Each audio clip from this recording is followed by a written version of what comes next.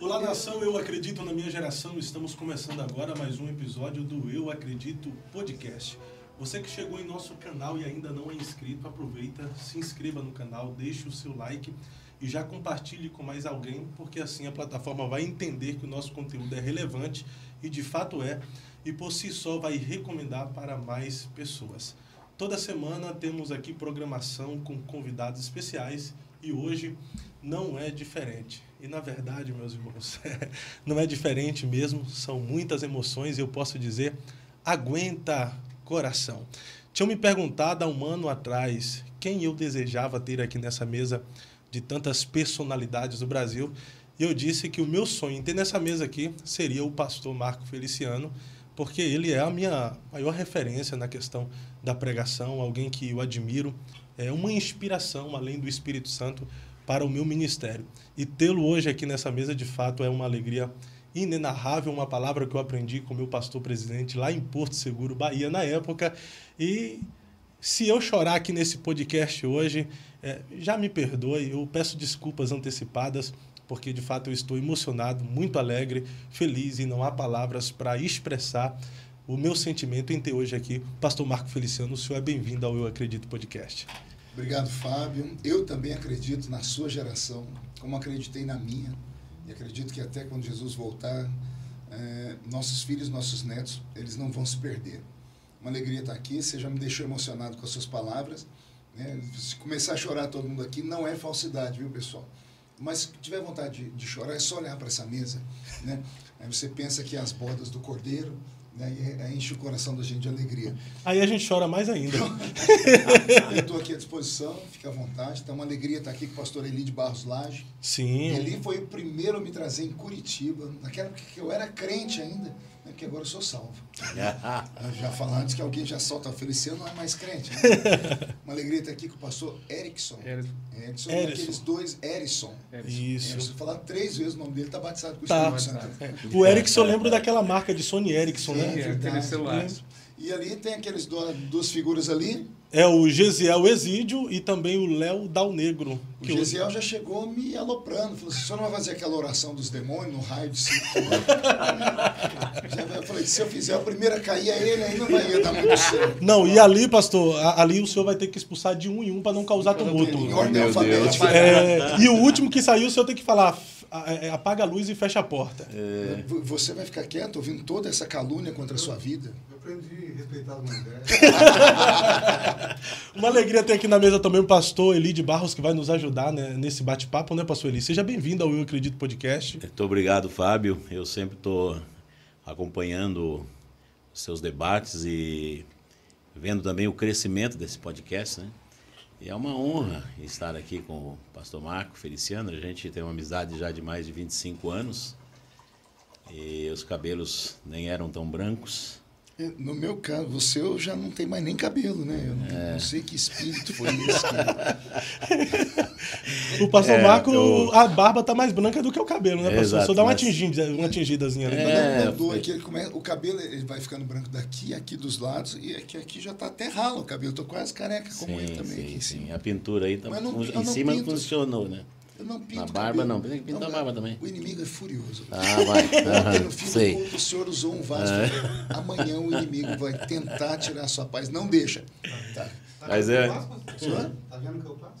É uma luta. Não é fácil, né? Mas, a Fábio, gente que tem um brilho assim é natural. Né? É que uns, na verdade, começam a ficar careca aqui na frente, outros aqui atrás e outro no meio, né? Exatamente. Mas o Marcos é o seguinte, o tempo passa, o tempo voa e muita coisa muda, mas esse cabelo dele é a única coisa que ele não vai mudar nunca. Olha só, você sabe que o trauma da minha vida é o tinta, tem um fundo etc. musical aí. Se o Roberto tivesse que falar, Roberto, muda a música. Desde que eu conheci ele a primeira vez em Maringá, em 1920, já era assim. 1900 antigamente, né?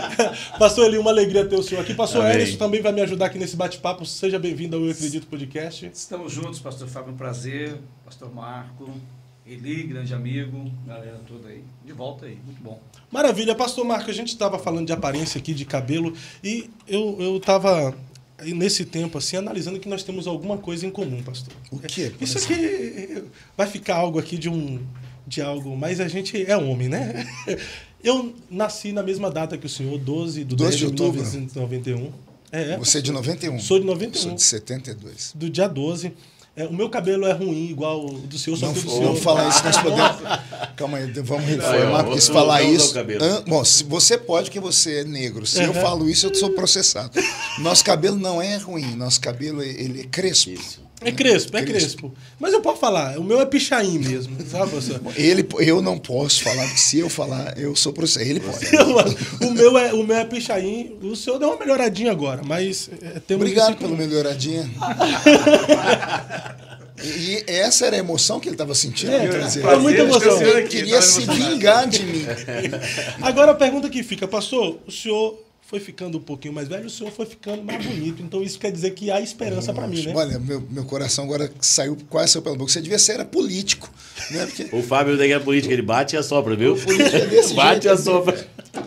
Não, isso é bondade sua. Eu estou envelhecendo, já tem 50 anos. Né? Eu só emagreci um pouquinho. Acho que dizem que o homem, quando chega nessa fase de 50, né, porque é a fase que a gente já dobrou a curva do cabo da boa esperança, né? Porque a expectativa de vida do homem moderno, pela Bíblia 70-80, com o advento dessa tecnologia aí de medicina, o homem pode chegar até 90, 95. Então, se eu já cheguei nos 50, já dobrei a curva, agora é só descer. Então, acho que o tempo, para dar uma enganada na gente, faz o homem com 50 ficar elegante, ficar... O pessoal que diz, né, que o homem com 50 ele fica... eu acho que é essa palavra mesmo, elegante. Charmoso. Né? Então, charmoso é para esconder a feiura, né? Deve ser. Então, acho que eu estou nessa fase, mas daqui para baixo, amigo, a lei da gravidade, ela não tem como ser... A terra puxa a terra, né? Mas, pastor, eu acho que tem... Calma, deixa eu até dar um furo aqui, um furo teológico, né? Sim. Semana passada eu estava pregando na minha igreja, falando sobre o texto de Eclesiastes 12:7 ou 12:8, quando Salomão diz, né, que o pó volta ao pó e o espírito volta a Deus, porque Deus o deu. Essa fase do pó volta ao pó é muito sério, né? Porque o pó é aqui, a terra. E o homem vai envelhecendo, ele automaticamente ele é puxado para baixo. Pode ver que o velho ele começa a se encurvar, o rosto começa a cair, o pó começa a puxar o pó de verdade. Então, não tem como fugir disso. Né? É a velhice chegando. Você pode até maquiar por aqui, mas por dentro, os órgãos, você não tem como maquiar. O motor ele vai arrefecendo. E é natural. Eu estava agora com o pastor Takayama, nós fomos num restaurante, eu vi ele andar com dificuldade. Ele está com 75 anos. 75 anos. Quando eu vi esse homem pregar, ele tinha 48. Eu era menino, né? Me espelhei nele. Pulava com todo vigor. E hoje com dificuldade para andar. É a terra puxando a terra. Né? É o pó voltando ao pó. E por isso o espírito querendo ir para o céu. Uau. Deus, né? Pastor, mas eu acho que existe um segredo na proporção que você vai envelhecendo, vai melhorando. Isso em questão de aparência. Existe um segredo? No meu caso, no seu caso, você está sendo bondoso não, demais comigo. É que eu acompanho o senhor na época que o senhor, bem antes que o senhor deu uma melhorada no cabelo, deu uma melhorada no rosto, o senhor foi melhorando. Qual é o segredo de ir melhorando a cada etapa da vida? Deve ser amor a Cristo, paixão. A Aurorinha que nasceu, a minha netinha, me encheu a nossa casa de alegria. Eu me cuido, eu sou um homem vaidoso, né? Dizem que o homem vaidoso ele é metrosexual, né? No meu caso, eu acho que eu sou quilômetro sexual. Né? Eu sempre me cuidei bem, né? Eu sempre gostei de... eu sempre tirei o excesso de sobrancelha, porque se eu deixasse, minha sobrancelha, ela se encontrava.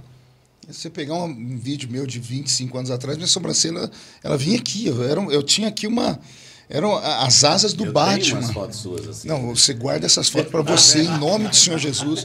Não tá exponha. Né? Então, eu acho que é isso. Eu me cuidei. Né? Eu moro numa casa que só tem mulher. Mulher vaidosa por natureza. Elas acabam cuidando de mim também.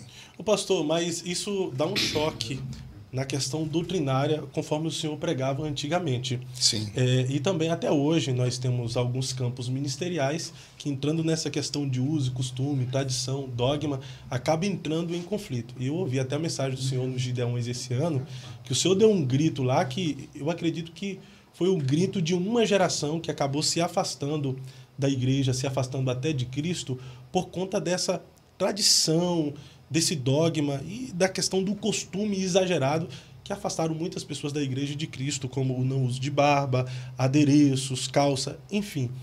Quando o senhor começou eu vou usar a expressão que eles usavam, a se entregar a essa vaidade.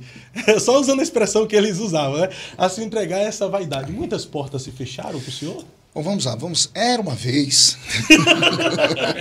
Senta que lá vem a história. Eu sou assembleiano de berço, nascido no meio do mato, no interior, mas uma igrejinha pequena, e com aqueles usos e costumes ferrenhos, né? Quando eu comecei a namorar minha esposa, que hoje é minha esposa, é a irmã de Leusa, eu falei assim para ela: o dia que você cortar o seu cabelo, me corta da sua vida. Porque eu aprendi assim, né? O meu mundo era limitado e o meu conhecimento bíblico era limitado àquela congregação lá do meio do mato. Aí eu comecei a fazer teologia. Por que os nossos pais não queriam que nós estudássemos teologia? Porque você conhece a verdade te liberta. Jesus disse isso. Isso não é nem religioso, isso é filosófico. Você conhece uma verdade, automaticamente ela quebra os grilhões que te prendiam. Quando você estuda teologia, você começa a perceber que os usos e costumes, eles são culturais, temporais, né? E nem sempre uma geração é obrigada a passar esses usos e costumes para frente, porque o mundo ele se movimenta, tudo muda, né? O que não pode mudar é o produto, mas a embalagem dele é automático. Quando você muda a embalagem, você não vende mais o seu produto. Verdade. E eu enxerguei isso muito cedo, né? Eu fui pregar nos Estados Unidos a primeira vez e eu tive uma crise espiritual existencial. Porque eu saio da Assembleia de Deus aqui no Brasil num costume extremamente fechado. Chego numa igreja brasileira, de americanos, de brasileiros nos Estados Unidos da América, onde era uma época que as mulheres faziam aquelas escovas e o cabelo, as mulheres pareciam um leão. Não sei se vocês lembram disso. Ministério Voz da Verdade, nos discos, antigas mulheres tinham aqueles cabelões. Aí eu chego e vejo na Assembleia de Deus as mulheres de brinco, as mulheres todas pintadas, porque a doutrina assembleiana era assim, 90% para a mulher e 10% para o homem.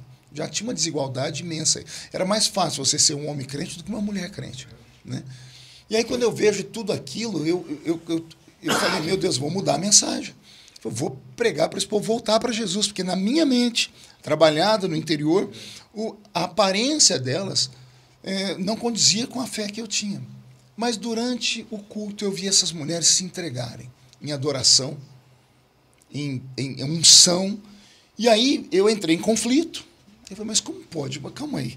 Está tudo errado na minha cabeça, porque eu venho de um lugar que diz que mulher que é assim, ela não sente o Espírito Santo. E aqui o Espírito Santo tomou essas mulheres. Eu comecei a estudar. E quando você começa a estudar e analisar, você é liberto, é automático. E eu falei, não, eu não vou. Como Deus havia me transformado já num ícone para aquele tempo, eu falei, já que eles não me escutam, porque eu fui tentar falar com o meu pastor. Eu fui tentar falar com o pastor presidente do meu campo. Eu tive com o pastor presidente da nossa convenção na época, que eu cheguei com um cavanhaque, ele olhou assim para mim e falou assim, ô Feliciano, o que é isso aqui? Eu falei, isso aqui é isso aqui invertido.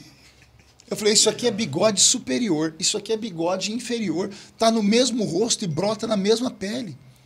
Ele começou a rir, porque ele é muito inteligente, nosso pastor, né? O pastor Zé Wellington, ele riu, mas falou, só você mesmo, Feliciano.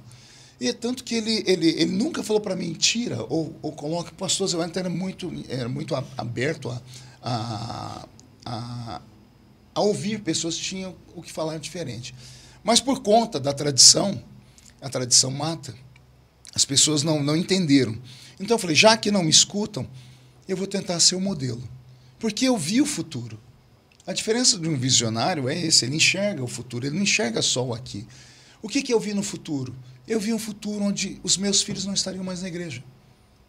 Porque a evolução social era muito rápida. Eu falei, daqui a pouco nós vamos ter um conflito de gerações e essa geração vai achar que a unção de Deus, porque Deus me usa, está na ausência de uma pulseira. Por isso eu fui o primeiro a colocar essa pulseira. Meu braço é deformado, que é uma pulseira enrijecida.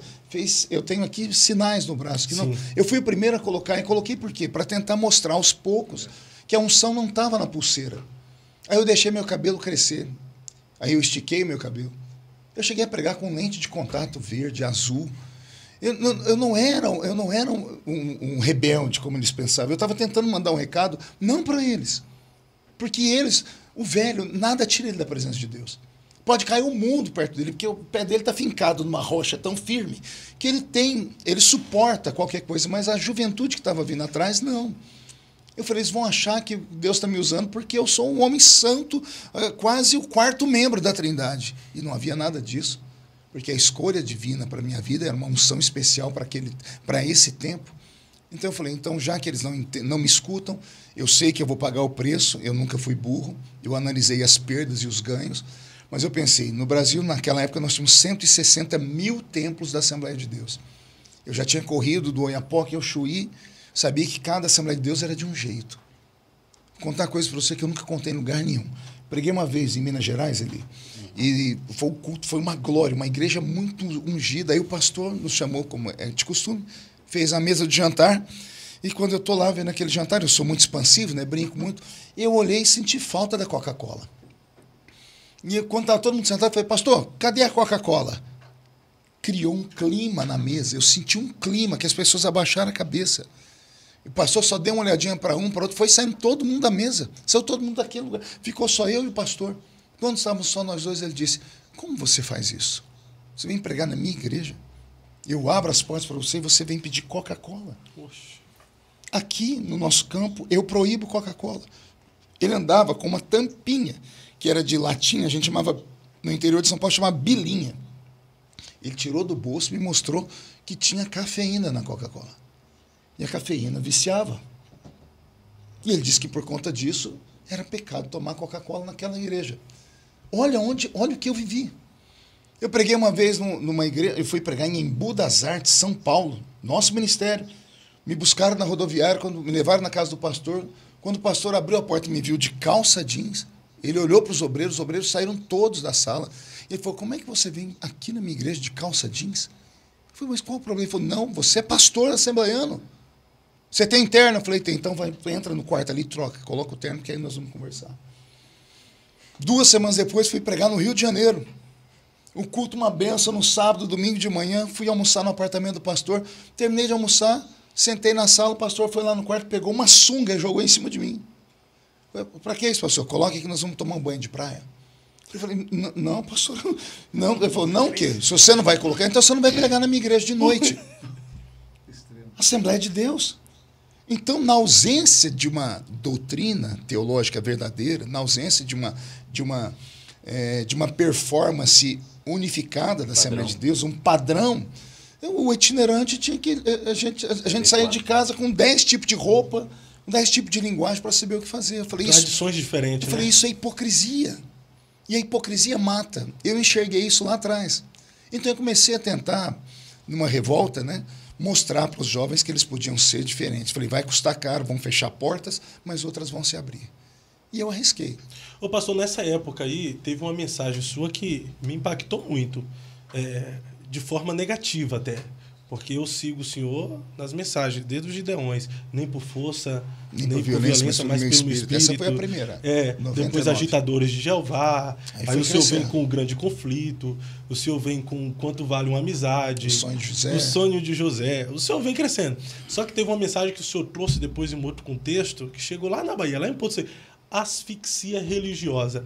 Nesse período aí, o senhor acha que os cristãos de fato estavam sofrendo essa asfixia por causa da religiosidade? Sim, porque essa mensagem foi a primeira que eu falei, bom, eu estou num ponto aqui que eu acho que daqui, se eu perder, eu vou perder 20%, 30% da agenda, eu consigo me manter com 70%.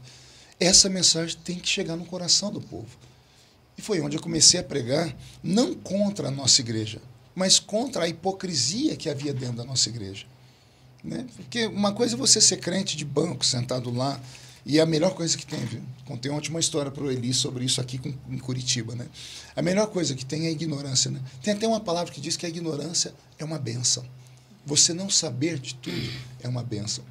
Mas quando você começa a acender, você sai lá do alpendre e vem para o Santo dos Santos, quando você conhece os bastidores, quando você conhece a vida dos grandes líderes, e você vê que eles falam uma coisa e vivem outra, e você vê que o pobre, o simples, o crente humilde, ele é pisoteado, ele é asfixiado, ele é enganado. É feita uma lavagem cerebral na cabeça dele, porque sem a lavagem cerebral a pessoa não vai dizimar, ela não vai ofertar, você não vai ter o seu reduto, o seu rebanho, você não vai poder guiar o povo para cá ou para cá. Né? Então, em nome de tudo isso, eles sacrificam vidas. E eu sou um evangelista, o evangelista é um profeta. Sim. Pastor, o senhor Então eu comecei a falar sobre a asfixia religiosa. Como? Porque, desculpa, Tudo bem, fica à Fábio. vontade. Eu tenho 30 anos pregando e hoje sou pastor. E eu descobri que existe cura para quase todas as doenças, menos para uma: a doença religiosa. A ferida provocada pela religião, ela é um câncer, ela vira uma metástase.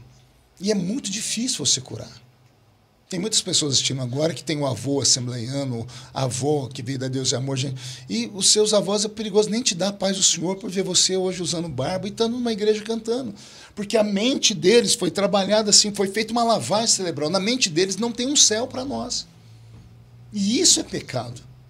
O pior pecado, Tanês. Dia desse eu preguei numa sede de uma grande igreja histórica, inclusive no Rio de Janeiro. Era uma Santa Ceia. E eu olhei a igreja e eu vi que o pastor, olha só, século XXI, o pastor perguntando quem é que tinha que se acertar para tomar ceia, para vir na frente, pedir perdão ainda hoje. Eu falei, como assim expor a pessoa ao ridículo desse jeito? Né? Assim, coisas assim, ó, irmãos, essa semana eu fiz, não dá nem para falar aqui. Eu falei, mas como assim? Aí eu questionei na pregação, falei assim, vamos falar sobre a Santa Ceia? Quais são os dois elementos da Santa Ceia consagrados? O pão e o suco de uva. O pão representa o quê? O corpo de Cristo. E o suco de uva? O sangue. Para que serve o pão? Para que serve o corpo? Por que nós comemos o corpo de Cristo? Seríamos nós antropófagos? Será que nós comemos o corpo do nosso Deus? Isso chega a ser horrível, né, de se falar. Não, nós não somos carnívoros. É um símbolo. É Jesus dizendo, o pecado do homem que separa ele de Deus está aqui. É o símbolo, é o corpo. Porque é a terra que nos separa do céu. Porque a terra milita pela terra. Os pecados que nós temos estão na carne. O desejo, a luxúria. Né? Então, Jesus está dizendo assim, a carne de vocês é podre, não presta para nada, mas a minha carne, ela é pura, porque eu venci. Então, quando você come a minha carne, você se fortalece, a sua carne se fortalece. Agora, para que bebemos o sangue? Nós somos vampiros? Seriam os crentes vampiros que nós tomamos o sangue do nosso Deus? Não tomamos o sangue porque nós não cremos na transubstanciação, como crê o catolicismo, na transformação literal do pão em carne e do vinho em sangue. Há um símbolo no sangue. O sangue serve para quê? Sem derramamento de sangue não há perdão de pecados. É uma lei estabelecida por Deus. E o sangue é para purificar o pecado, não é? Pois bem, aí o pecador miserável vem e fala assim, eu pequei. Aí a igreja fala assim, então você não pode participar do sangue que purifica. É um contrassenso. Alguém diz, não, mas está escrito que aquele que come e bebe indignamente, come e bebe para a sua própria condenação. Pois bem, então vamos interpretar. Quem é digno de participar da Santa Ceia? Tem alguém? Sobra ninguém. Eu não sou digno. Ninguém. Não, mas eu não sou adúltero. Você não deitou na cama e foi pego ou confessou. Mas Jesus disse que o adultério é só você olhar e cobiçar e desejar. Se no coração desejou, você já adulterou com a pessoa. Eu nunca vi ninguém ser excluído da igreja porque, olha, eu desejei alguém. Eu vi gente ser excluída porque ela dormiu com alguém. Sim. Entende? Então, as hipocrisias, eu falo, tomar a ceia indignamente não é você tomar em pecado, porque em pecado estou eu todos os dias, a todas as horas, em todos os momentos. Paulo diz, quem me livrará desse corpo podre? Né? É um espinho na carne, é o mensageiro do diabo vindo esbofetear a gente todo dia, nos jogando no chão. Né? Então, aí eu comecei a falar sobre isso e eu fui aprofundando. Aí quando eu falei assim, eu vou dizer para vocês o que é tomar indignamente. É você participar da ceia sem saber o significado dela. Você é indigno, porque você não sabe o que você está fazendo. Você toma Santa Ceia sabendo que você é um falido eterno, porque sua carne não presta, mas a dele te fortalece. Você é um pecador eterno, mas o sangue dele te purifica. É você agradecer ele por ter nascido, morrido e ressuscitado por nós. Aí vai o crente antigo tomar Santa Ceia. Vou te mostrar como é que eles tomam indignamente. Tomando a ceia indignamente. É tomando a ceia, olhando do lado, depois, ó, fulano de tal não tomou a ceia do meu lado. O que será que ele fez? Está em pecado. Olha ali, não, teve uma pessoa que fez assim 3 vezes, mas não teve coragem de pegar. Virava piada. É a pessoa tomar olhando, pô, não vai acabar isso aqui logo não, porque eu tenho que ir para cá assistir o Big Brother, poxa, eu tenho que assistir minha série. Isso é participar da Santa Ceia indignamente. Então, quando você começa a falar das verdades, você começa a entrar em conflito com os dogmas. Ô pastor, mas dentro desse contexto aí que o senhor trouxe para a gente, não dá abertura para aquilo que algumas comunidades de fé hoje estão fazendo, que todos podem participar da ceia, independente se seja membro ou não, se seja batizado ou não? Porque o senhor sabe que tem algumas comunidades que no culto de ceia, eles consagram a ceia para todos. E as pessoas que estão lá vão participar por falta de uma coisa que não falta ao assembleiano, que é Bíblia. Se você ensina, a pessoa não vai praticar. Se você ensina que a Santa Ceia é um ato sagrado, e a pessoa tem que, pelo menos, para participar do corpo, você tem que pertencer ao corpo. Para pertencer ao corpo, você tem que ser batizado nas águas.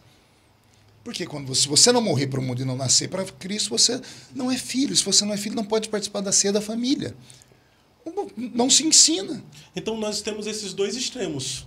Nós temos os extremos da tradição e nós temos o extremo do liberalismo. Exato. O senhor tem uma mensagem, eu vou pegar a mensagem do senhor um ponto aqui. de convergência aqui, que é o equilíbrio. O equilíbrio. Eu vou usar as mensagens do senhor. O senhor tem uma mensagem na UMADS Camboriú de 2000, Geração em Declínio. Essa é antiga, eu assisti. Meu Deus, eu nem lembro. Lá o senhor aborda sobre 5 tipos de igreja na Igreja Universal. A anarquista, a igreja fanática, a igreja liberal, a igreja conservadora e que Deus estava buscando o 5º tipo de igreja, que é uma igreja equilibrada. Rapaz, eu preguei isso. O senhor pregou isso Meu naquela Deus, época. Eu vou voltar a pregar esse negócio. Tem essa mensagem gravada? Tem. Consegue pra mim? Devolve o esboço para ele. O senhor prega ali em Juízes 2:10.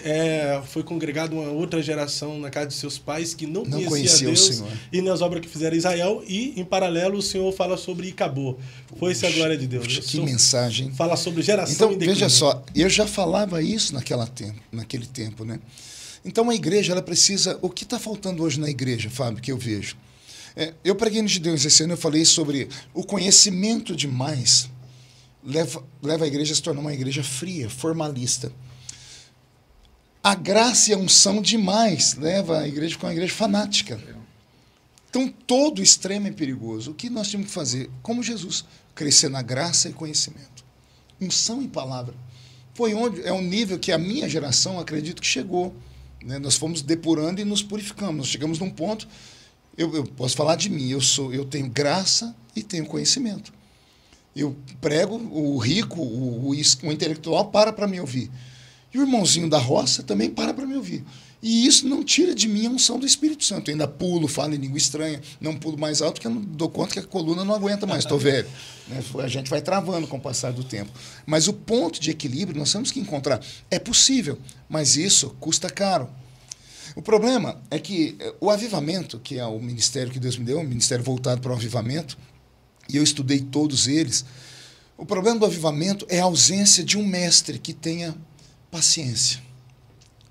Né? Jesus, quando falou sobre a composição ministerial, aliás, Paulo falando da composição ministerial que Jesus deu à igreja, são 5 os ministérios, ele não deixa de lado o mestre. É preciso tem que ter o evangelista, o pastor, o profeta, o doutor e o mestre. A ausência do mestre faz o avivamento se tornar uma coisa banalizada. E se você não controlar, você pode escambar para heresia, fanatismo ou para pura idiotice. Porque o mestre é aquele que vai ter o equilíbrio, só que o mestre tem que ter paciência. Ele não pode ser bruto como eram os mestres nossos antigamente. Eu vi igrejas que simplesmente pararam com a unção do Espírito Santo porque o pastor não tinha paciência. Começava alguém a pular, gritar, ele pegava o sininho, tocava, mandava todo mundo quietar. Se ele tivesse tido paciência, ele chamava aquela pessoa e falava, pode ser assim, mas deixa eu te mostrar a Bíblia. Você tem que começar a equilibrar. A ausência do mestre em ensinar matou. Por isso que nós temos a Assembleia de Deus. Eu preguei semana passada em Bagé, num mega evento no Rio Grande do Sul, e falei sobre a falência de um requisito da Assembleia de Deus. A Assembleia de Deus não tem uma doutrina pentecostal. Não tem uma doutrina pentecostal? Qual é a doutrina da Assembleia de Deus, então? A nossa doutrina... Vamos falar de Assembleia de Deus? A Assembleia de Deus é fundada por 2 batistas. Daniel Berg e Gunnar Vingre. E aí esses 2 batistas tiveram uma experiência com o Espírito Santo. Eles não tiveram uma doutrinação espiritual. Eles experimentaram o Espírito Santo. A unção veio sobre eles e eles vieram no conhecimento teológico batista e na oração e na crença no sobrenatural. E Deus fez a igreja crescer. Quando a igreja cresceu e falou, agora precisamos colocar um seminário teológico. Que teologia vamos ensinar? A teologia dos nossos pais. Qual era a teologia de Daniel Bergo Narving? Batista. Aí criou-se alguma matéria sobre o Espírito Santo, pneumatologia, paracletologia, e pararam aí. Não se falou sobre a homilia pentecostal, sobre a liberdade pentecostal. Não se explicou porque Paulo ensina a igreja aos Coríntios, no capítulo 12, sobre os dons e como os dons podem ser usados. Por isso que você vai num lugar, você vai no norte, as Assembleias de Deus são vivas. O povo, os cultos, você tem até dificuldade para pregar de tanta alegria que o povo tem. Você vai mais para o sul, a igreja é um pouco mais calada. Mas como pode ser a mesma Assembleia de Deus? Você vai numa Cristã do Brasil no sul, ela é igualzinha a Cristã do Brasil do norte. Você vai na Batista X do sul, é a mesma, ela tem padrão. A Assembleia de Deus não tem padrão porque faltou a doutrina pentecostal. Faltou alguém ter paciência de explicar para nós, colocar as pessoas dentro da escola dominical. Ensinamos. É a igreja que mais tem ensino, é a igreja que mais lê a Bíblia, ainda é a Assembleia de Deus. Por isso eu sou assembleiano e amo a minha igreja, e amo a minha geração. Mas faltou alguém ter paciência para explicar. Os maiores ensinadores da Assembleia de Deus da minha geração, Antônio Gilberto, Claudio Ono, são homens que eu conheço muito bem. Alguns eu conheci, mas eu não me lembro de ver esses homens em eventos onde eu estive orando em línguas. Nós temos aqui em Curitiba o pastor Elienay Cabral, que ele... Elienay, eu peguei a fase de Elienay. Gosto muito de Elienay, já pregamos juntos. O Elienay é um dos poucos que tinha a cultura e a unção. Mas os maiores... Mas o Elienay já pode ser considerado a segunda geração, né? Porque aquela primeira geração do pastor Pimentel, nós começávamos agora. O pastor Pimentel, você nunca viu ele falando em língua estranha? Você viu alguma vez? Nunca. Eu convivi com ele há muito tempo. Mas nós temos hoje o pastor Wagner fala em línguas estranhas na nossa igreja. Então, mas olha que nós estamos falando aqui sobre líderes se falam em línguas, mas é a Assembleia de Deus. Exato. Verdade. Você está entendendo? É nisso que nós estamos... É disso que eu estou falando. Então, faltou alguém se debruçar sobre o assunto e falar, não, vamos criar uma matéria sobre doutrina pentecostal. Enxergando longe, eu tenho meu curso, eu tenho o ITC, que é o Instituto Teológico Carisma, formei mais de 8.000 alunos, e eu tenho um livro só sobre a cultura pentecostal, doutrina pentecostal, que eu escrevi, né? Porque eu milito nessa área. Então, eu ensino que é possível a pessoa ter conhecimento e ter unção, e crescer no mesmo nível. Porque se você não manter esses dois lados unidos, a igreja ela tende a perder a sua força. Porque a força da igreja está na unção do Espírito. O caráter da igreja está no conhecimento da palavra. Quando você cresce no Espírito e na palavra, você tem uma igreja que ninguém toca nela. Verdade. Pastor, eu não digo nem pela falta dos mestres, porque mestre nós temos e tivemos bastante. O que eu falei dos mestres? A paciência para ensinar. Porém, eu penso também que pela Assembleia de Deus ter crescido de forma absurda no Brasil, não alcançou a todos e em todos os lugares. Só que eu percebo que, mais do que nunca, há uma necessidade de se levantar mestres capacitados para falar sobre essa temática do pentecostalismo. Porque hoje a gente vive os extremos do pentecostal. Ao mesmo tempo que nós temos o neopentecostalismo, nós também temos o pentecostais extremistas, que aparece um tal de idioma que acaba tendo público, acaba tendo um filho da Flor de Lis que chama de proeminência, é o nome do cara. Você lembra que eu falei agora lá atrás que chega a idiotice? Sim. É a falta de uma doutrina que mostra o que é uma doutrina de verdade, estabelecida, padrão. Com ensino, padrão.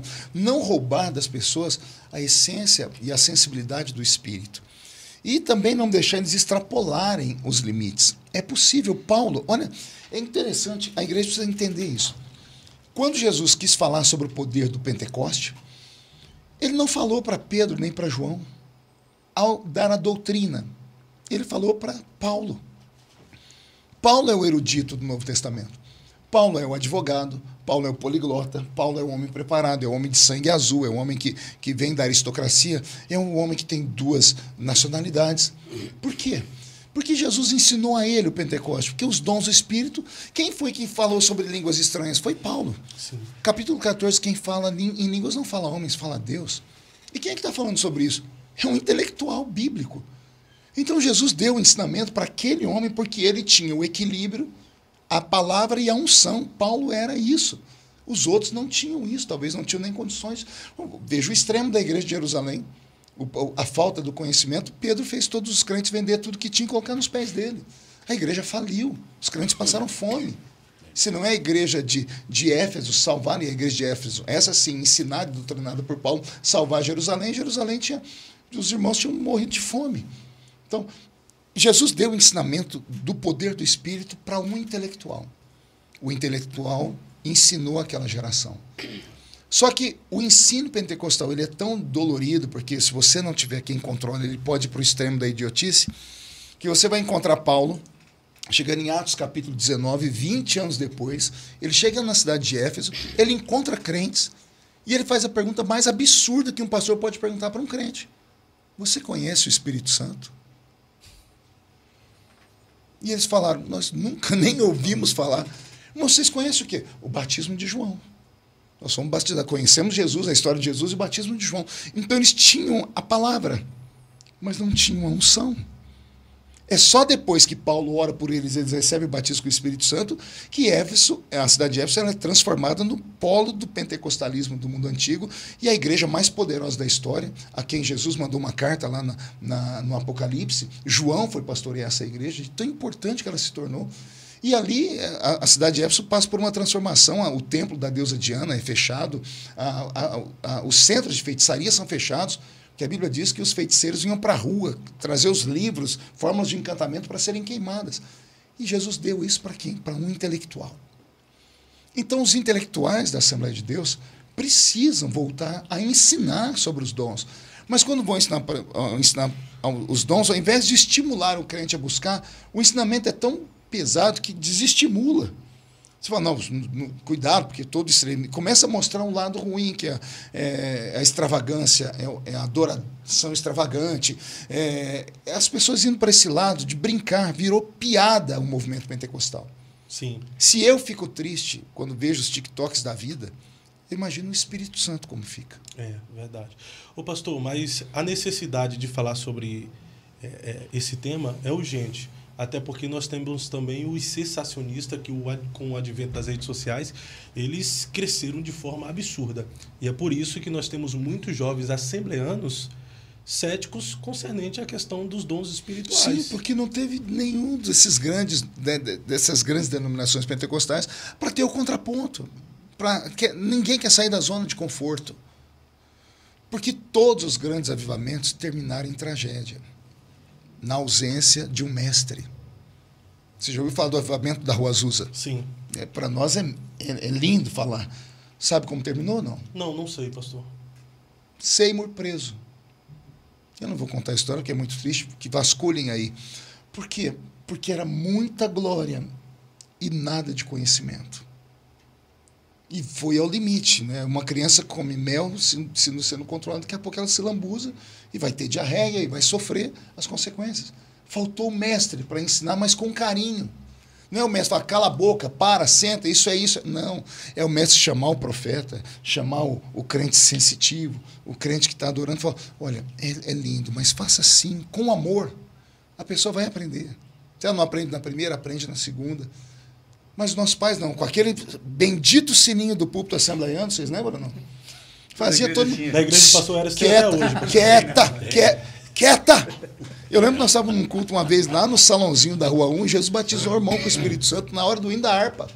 Olha Cantando o hino 15 da harpa, Jesus batizou o irmão. O irmão estava falando em línguas, o presbítero pegou o sininho e falou, quieta. O irmão falou, foi batizado com o Espírito Santo. Falou, mas agora não é hora disso. Quieta. Como não é hora do que? Jesus está batizando com o Espírito Santo, não é hora. Ele pedindo Deus. Olha a falta do conhecimento. Não era para a igreja se alegrar com aquele irmão que estava sendo batizado naquele momento. E depois o pastor chamando e disse, você pode, mas se controla. Faz assim, assado. É um treino. Né? É um treino. É, perfeito. Pastor, na sua época tinha muitos referenciais e talvez essa é a dificuldade da nossa geração, a ausência de referenciais. Na sua época, os referenciais eram o pastor Takayama, pastor Gesiel Gomes, pastor Luiz Antônio também, que veio... Luiz Antônio já é de outra safra, mas na minha época nós tínhamos 5. Gesiel Gilmar Santos, Gesiel Nunes Gomes, pastor Takayama, Napoleão Falcão, Gilvan Rodrigues, e estava chegando o Gilmar Santos. O Gilmar Santos estava começando. Estava começando. Então, Gilmar eram esses 5. Na minha geração, eu já estou com mais de 30. O referencial que a gente teve foi o senhor, pastor Marco Feliciano. A gente pode pontuar aqui e separar em 2 gerações, antes e depois do Feliciano. Eles falam isso por aí. Né? Então, assim, nessa geração atual, não há uma escassez de referenciais, porque hoje a gente não tem mais um padrão de referencial. Antigamente a gente tinha um padrão de referencial. Hoje se mistura, ao mesmo tempo que nós... Vou citar nomes. Tem o Eliseu Rodrigues, aí ao mesmo tempo tem um que contrapõe para outros. Tem o Leonardo Salles, aí de repente sai do Leonardo Salles, aí você vai e pega um Júnior Trovão. Ou seja, vira uma confusão e já não tem um padrão específico de referencial. Talvez por isso, não é que não, nós estamos tão bagunçados? Não, eu acho que a bagunça veio, não é por causa desses referenciais, porque o corpo, a beleza do corpo está nas diferenças, né? A beleza da mão está na diferença dos tamanhos dos dedos e a função de cada um deles. Se todos os 5 dedos fossem iguais, a gente ia parecer um ET, né? Então a beleza está nisso, um é pequeno, outro aparece mais, um tem uma função. Então cada um desses que você citou, eu respeito, acho bonito a forma como Deus usa, eles não são problema. O problema é a tecnologia, o acesso à informação desenfreada, desencontrada, é a falta de alguém na igreja ensinar as pessoas, olha, você pode... Cuidado, tem coisas que você não pode comer, porque se você comer, você vai passar mal. Mas como é que você controla o ser humano que tem na mão dele o mundo? Eu falava isso para você ontem, eu falei, o pessoal fala, hoje não há mais grandes ajuntamentos. Para que ter grandes ajuntamentos? A igreja anuncia, vai estar pregando aqui hoje Marco Feliciano. Quem nunca me viu falou, quem é Marco Feliciano? Deixa eu ver quem é ele. Aí vai encontrar meu canal, lá tem 600 mensagens. Aí falou, poxa, prega legal, mas deixa eu ver o que mais tem sobre ele. Aí vai encontrar os Sambalates e Tobias, vai encontrar as línguas feridas, vai encontrar as calúnias, porque internet é o mundo. As pessoas já não acreditam em mais nada, por conta desse mundo tecnológico. Então, nós tínhamos que fazer um ensinamento, né? Quando eu digo que faltam intelectuais na nossa igreja, no pentecostalismo, eu não minto. Mas intelectuais que sejam cheios do Espírito Santo. Não é só o intelectual que tem a cultura bíblica e não crê nos dons. Eu quero um camarada cheio de Deus, que acredite em milagres, que fale em língua estranha, que opera, que entra no manto, mas que ele seja um erudito para debater assuntos sérios. Que deixaram de lado, está aí a questão da barba. Eu falei ali no Gideões, acredito que teve gente, eu recebi acho que uns 50 mil e-mails e mensagens, irmãos, falando, pastor, verdade, o senhor fez uma pergunta, eu fiz para o meu pastor quis brigar comigo. O senhor perguntou em que igreja Jesus congregaria hoje se ele estivesse aqui. Esse aí foi forte. Ele ia chegar aqui de barba, de cabelo comprido, porque ele era um nazireu de Deus, e de vestido. Que igreja aceitaria Jesus hoje? Entende? É complicado. Mas olha só uma coisa tão simples. Será que ninguém nunca tinha parado para fazer essa pergunta? Por quê? Lavagem cerebral feita, gado sendo enviado para o matadouro, só faz o que eu falo, fica me ouvindo. Então hoje as pessoas não são mais assim. Desde que foram para a escola, e a escola nela, ela forma os pensadores. E hoje nós temos na nossa escola brasileira a doutrinação de esquerda. E a doutrinação de esquerda ela é extremamente liberal, ela é relativista, né? E quando você cria o relativismo, você acaba com tudo. Porque se tudo é relativo, tudo é nada. Né? Porque se você, calma aí, isso aqui é verde. Não, depende. Depende do quê? Depende se é um daltônico que está vendo ou se é a pessoa... Então, isso aqui é madeira, depende de quem tem a habilidade de tocar. Se for uma pessoa extremamente sensível, se for quem tem o osso de vidro.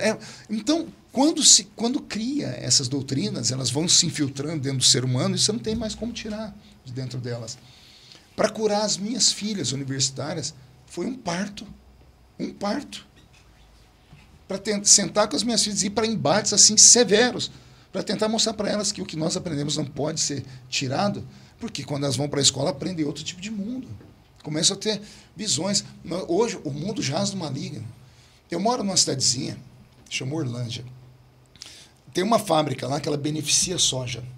Qualquer pessoa que venha de fora e entra dentro da minha cidade, ela automaticamente, ao entrar na cidade, pergunta, que cheiro é esse? Tem um cheiro agridoce que incomoda, que é da soja sendo beneficiada. Aí, o habitante da cidade não sente. Por quê? Se acostumou com aquilo. Então a doutrina maligna está na televisão, está nisso aqui. Aí a pessoa vê na televisão. Vocês não lembram, anos atrás, quando a primeira novela da Rede Globo que tentou colocar um casal, uma dupla lésbica, era uma novela chamada Torre de Babel. Né? Olha só, olha o nome da novela e olha onde eles vão colocar o primeiro casal lésbico da novela brasileira, Torre de Babel. Quando apareceu as duas moças, foi uma revolução tão grande no país, porque os católicos não aceitavam, tiveram que matar as duas personagens num shopping que explodiu, porque tiveram que tirar, ou a Globo ia perder a imagem. Eles não desistiram. Aí foi em outra novela, aí teve aquela Fernanda Montenegro, uma anciã que deu um beijo também. Chocou, mas não tanto mais. Daqui a pouco, agora, em desenho tem. Você vai vendo, o seu cérebro vai absorvendo e já não é mais errado. A mente, Paulo fala sobre a mente calcificada. Os né? pontos de ônibus, shopping, você vai hoje... Acabou, então, mas por que isso? Essa doutrinação entrou na mente da gente. Nossos filhos falam, pai, deixa. E agora tem uma doutrinação muito mais severa, pastor Marcos. A Globo, por exemplo, está apresentando uma novela que se intitula novela cristã ou evangélica, né? E nessa novela também tem esse tipo de conteúdo. É porque, infelizmente... Personagens crentes, mas... Está dentro também da igreja. É um assunto até que nós vamos tratar agora, pastor. Então, deixa eu só tentar concluir aqui, né? Então, quando você olha muito uma coisa e ouve muito aquilo, se não tem um contraponto, você vai absorvendo, fica no seu inconsciente e passa a se tornar uma coisa normal. Passou a se tornar uma coisa normal para você, você não tem mais como tirar de lá de dentro. Entende? Por isso essa confusão toda hoje. Esses dias eu vi uma discussão, parece que um grande líder, o pastor Malafaia, fez até um vídeo, né? Num contraponto, acho que foi com a bispa Sônia, não foi? Que ela falou sobre a questão da homoafetividade. Então, relativizando tudo. Olha em que ponto estamos chegando. Né? Porque você começa a ver, começa a se acostumar, daqui a pouco nada mais errado. Aceita. Né? O relativismo tomou conta realmente, conforme o senhor falou. Mas, pastor, como nós viveremos o equilíbrio? Certo que, antigamente, dentro dessa doutrina um pouco mais radical, ainda assim já tinha os mais liberais dentro da igreja. Todo o tempo teve. Falava de não cortar o cabelo para as irmãs e tinha irmãs que cortavam o cabelo. Falava de não usar brinco e tinha irmãs que usavam brinco. Então, todo tempo teve televisão. Alguém... televisão, sempre tinha alguém que tinha televisão. Liberando isso, não vai ser pior? Porque agora, por exemplo, nós temos as igrejas inclusivas, salientando que todas as igrejas são inclusivas, só que nós pregamos pela palavra para a mudança e a transformação. Só que a igreja inclusiva, elas pregam um pronome neutro. Tem igreja que na placa está aqui a palavra de Deus é para todos. Entendeu? Mas assim, se a gente for liberando dessa forma, nós não vamos chegar a tal ponto de sermos uma igreja inclusiva. A questão é essa, a igreja não tem que prender nem liberar nada. A igreja tem que pregar a palavra. Quem convence não é o pastor. Quem convence o homem do pecado, da justiça e do juízo? É o Espírito Santo. Então, se o Espírito Santo não convencer a pessoa, não há mudança dentro dela. A pessoa pode ficar dentro da igreja de cabelo comprido, pode não manter relação com ninguém, mas ela é uma pessoa frustrada e machucada porque ela não foi convencida por quem deveria convencê-la. Eu sou assembleiano, sou pastor de uma igreja, fundei o nosso trabalho, Igreja Evangélica Assembleia de Deus, Catedral do Avivamento. Eu prego Bíblia. Eu não tenho tempo para ficar andando na rua para saber se a pessoa está andando de mão dada ou não. Porque eu venho de uma igreja na mesma cidade que o meu pastor, ele saía andando pela cidade, vendo os casalzinhos de jovem, para na terça-feira falar, eu estava de mão dada, excluído. Aí os irmãos vão falar, naquela época tinha doutrina. Isso não é doutrina. Isso é terrorismo. Então, a palavra tem que ser pregada, mas tem que ser pregada dentro da unção. Vou dar um exemplo prático na minha igreja. Eu estava pregando, acho que agora 2 meses atrás, e falei sobre essa questão sexual, porque ninguém quer tocar nesse assunto. Né? A pureza sexual deixou de existir na igreja. O pastor pode falar o que quiser, não feche os olhos para isso.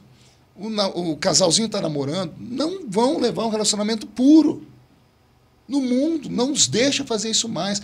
O que é ensinado nas escolas, o que é ensinado, o que eles veem no celular, não se faça de rogado. Estão lá, sim, estão transando, estão fazendo as coisas. E como agir?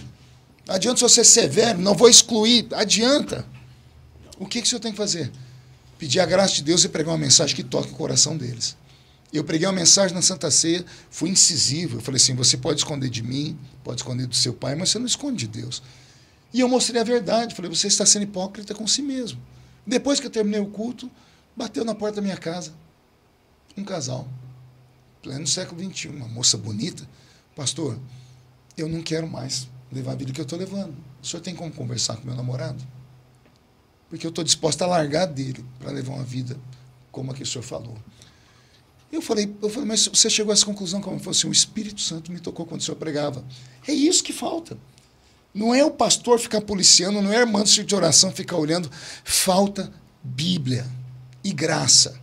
Se for só Bíblia, você engessa o povo. Se for só graça, é o fanatismo. Mas se a pregação vier carregada de Deus, o coração da pessoa muda. A palavra por si só confronta e é o Espírito Santo quem convence. E ela, só ela liberta. E só ela liberta. Eu vou deixar o senhor tomar uma água aí, comer um queijinho. Essa mesa aqui hoje de Comes e Bebes é oferecido pelo Fogo na Brasa. Pode procurar no Instagram. Fogo na Brasa Oficial, através do Fabrício, que todos os podcasts aqui oferecem esses mimos aí para o nosso convidado. Muito obrigado. Fogo na Brasa, ele pode fazer o seu evento, sua reunião de jovens, sua reunião de lideranças. Ele tem um menu específico que vai lá, vai mostrar para você. Você pode escolher o prato que você quiser. Ele faz na sua cozinha ou pode levar tudo preparado e oferecer para vocês. Pode entrar em contato que eles vão atendê-los aí com maior eficiência. Você que chegou em nosso canal e ainda não é inscrito, não está conseguindo interagir com a gente, é porque a nossa produção só consegue liberar o bate-papo assim que você se inscrever no canal. Então se inscreva no canal, após 5 minutos, o Léo Dal Negra ali vai liberar o chat para você poder interagir e deixar a sua pergunta. Você que já é inscrito, muito obrigado por fazer parte da nossa família. Já são 18 mil inscritos aqui no canal.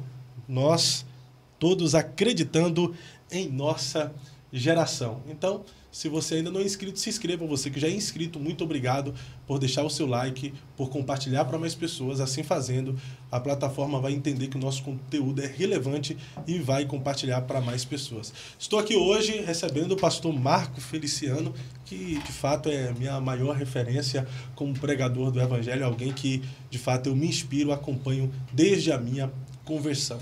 Pastor Marco, o senhor já viajou mais de 70 países do mundo. São quase 100. São quase 100 países do mundo. O senhor viajou o mundo praticamente, todos os estados e a maioria... No Brasil foram 4.000 e poucos municípios ali. Meu Jesus. Eu sou o evangelista assembleiano mesmo, aquele que foi em lugares que ninguém nunca foi. Então o senhor viajou e praticamente conheceu o mundo, né? Boa parte dele. Boa todos os continentes, boa parte deles. São quase 100 países, 4.600 municípios. Nós temos 5.700. E hoje o senhor também é um dos parlamentares mais ativos da nossa nação. A pergunta que fica é, pastor, o senhor tem vivido a vida e de forma excelente. O que é a vida?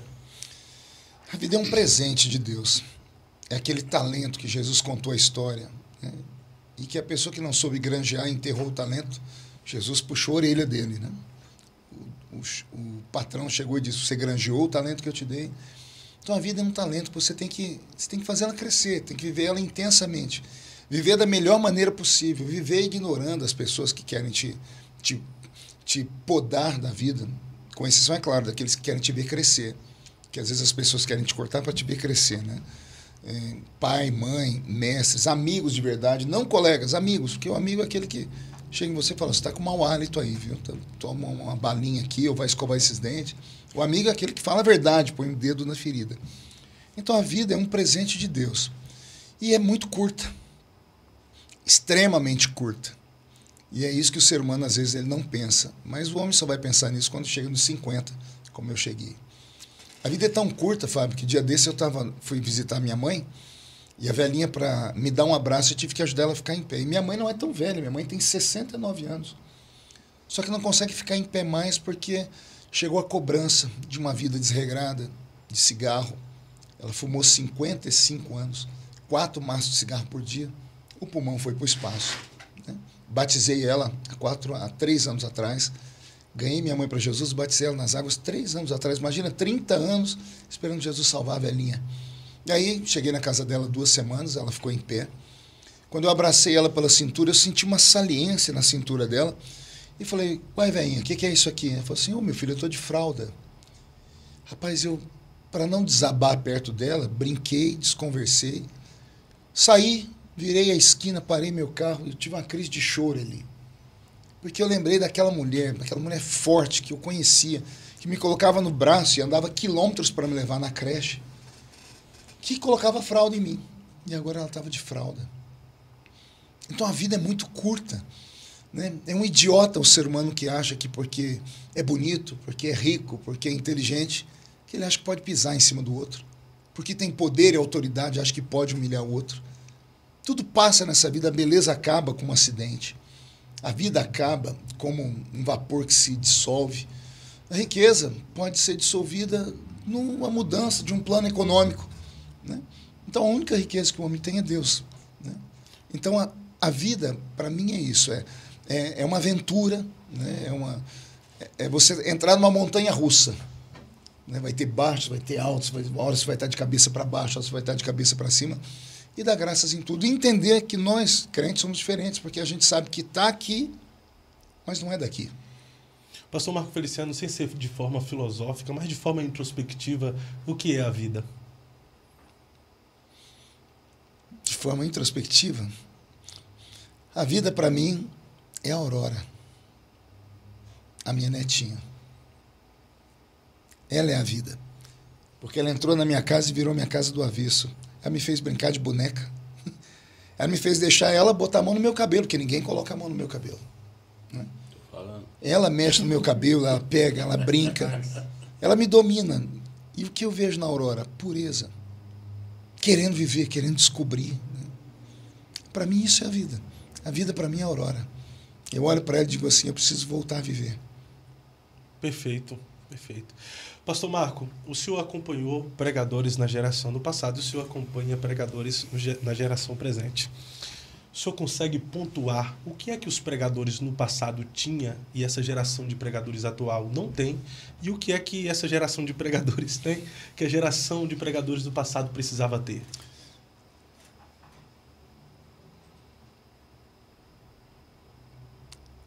O mesmo público de antigamente. A diferença não está no pregador em si. A diferença está no público para que ele prega. Porque o público da minha geração era santo e exigente.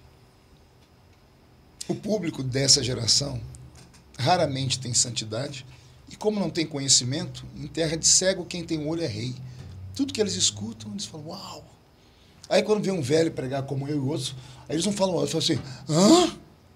Porque acham que a gente tem muito, não é que a gente tem muito. O público da nossa época exigia ali. O povo orava, jejuava. Eu estava num programa de rádio uma vez, eu já contei isso. Aí entrou um irmão ao vivo e falou, como é que o senhor se sente pertencendo à geração de pregadores que não tem unção? Me deu uma raiva. Eu falei, o crente atrevido. Aí ele falou assim, na minha época de jovem, o pregador pegava o microfone e saudava a igreja com a paz do Senhor e acabava o culto.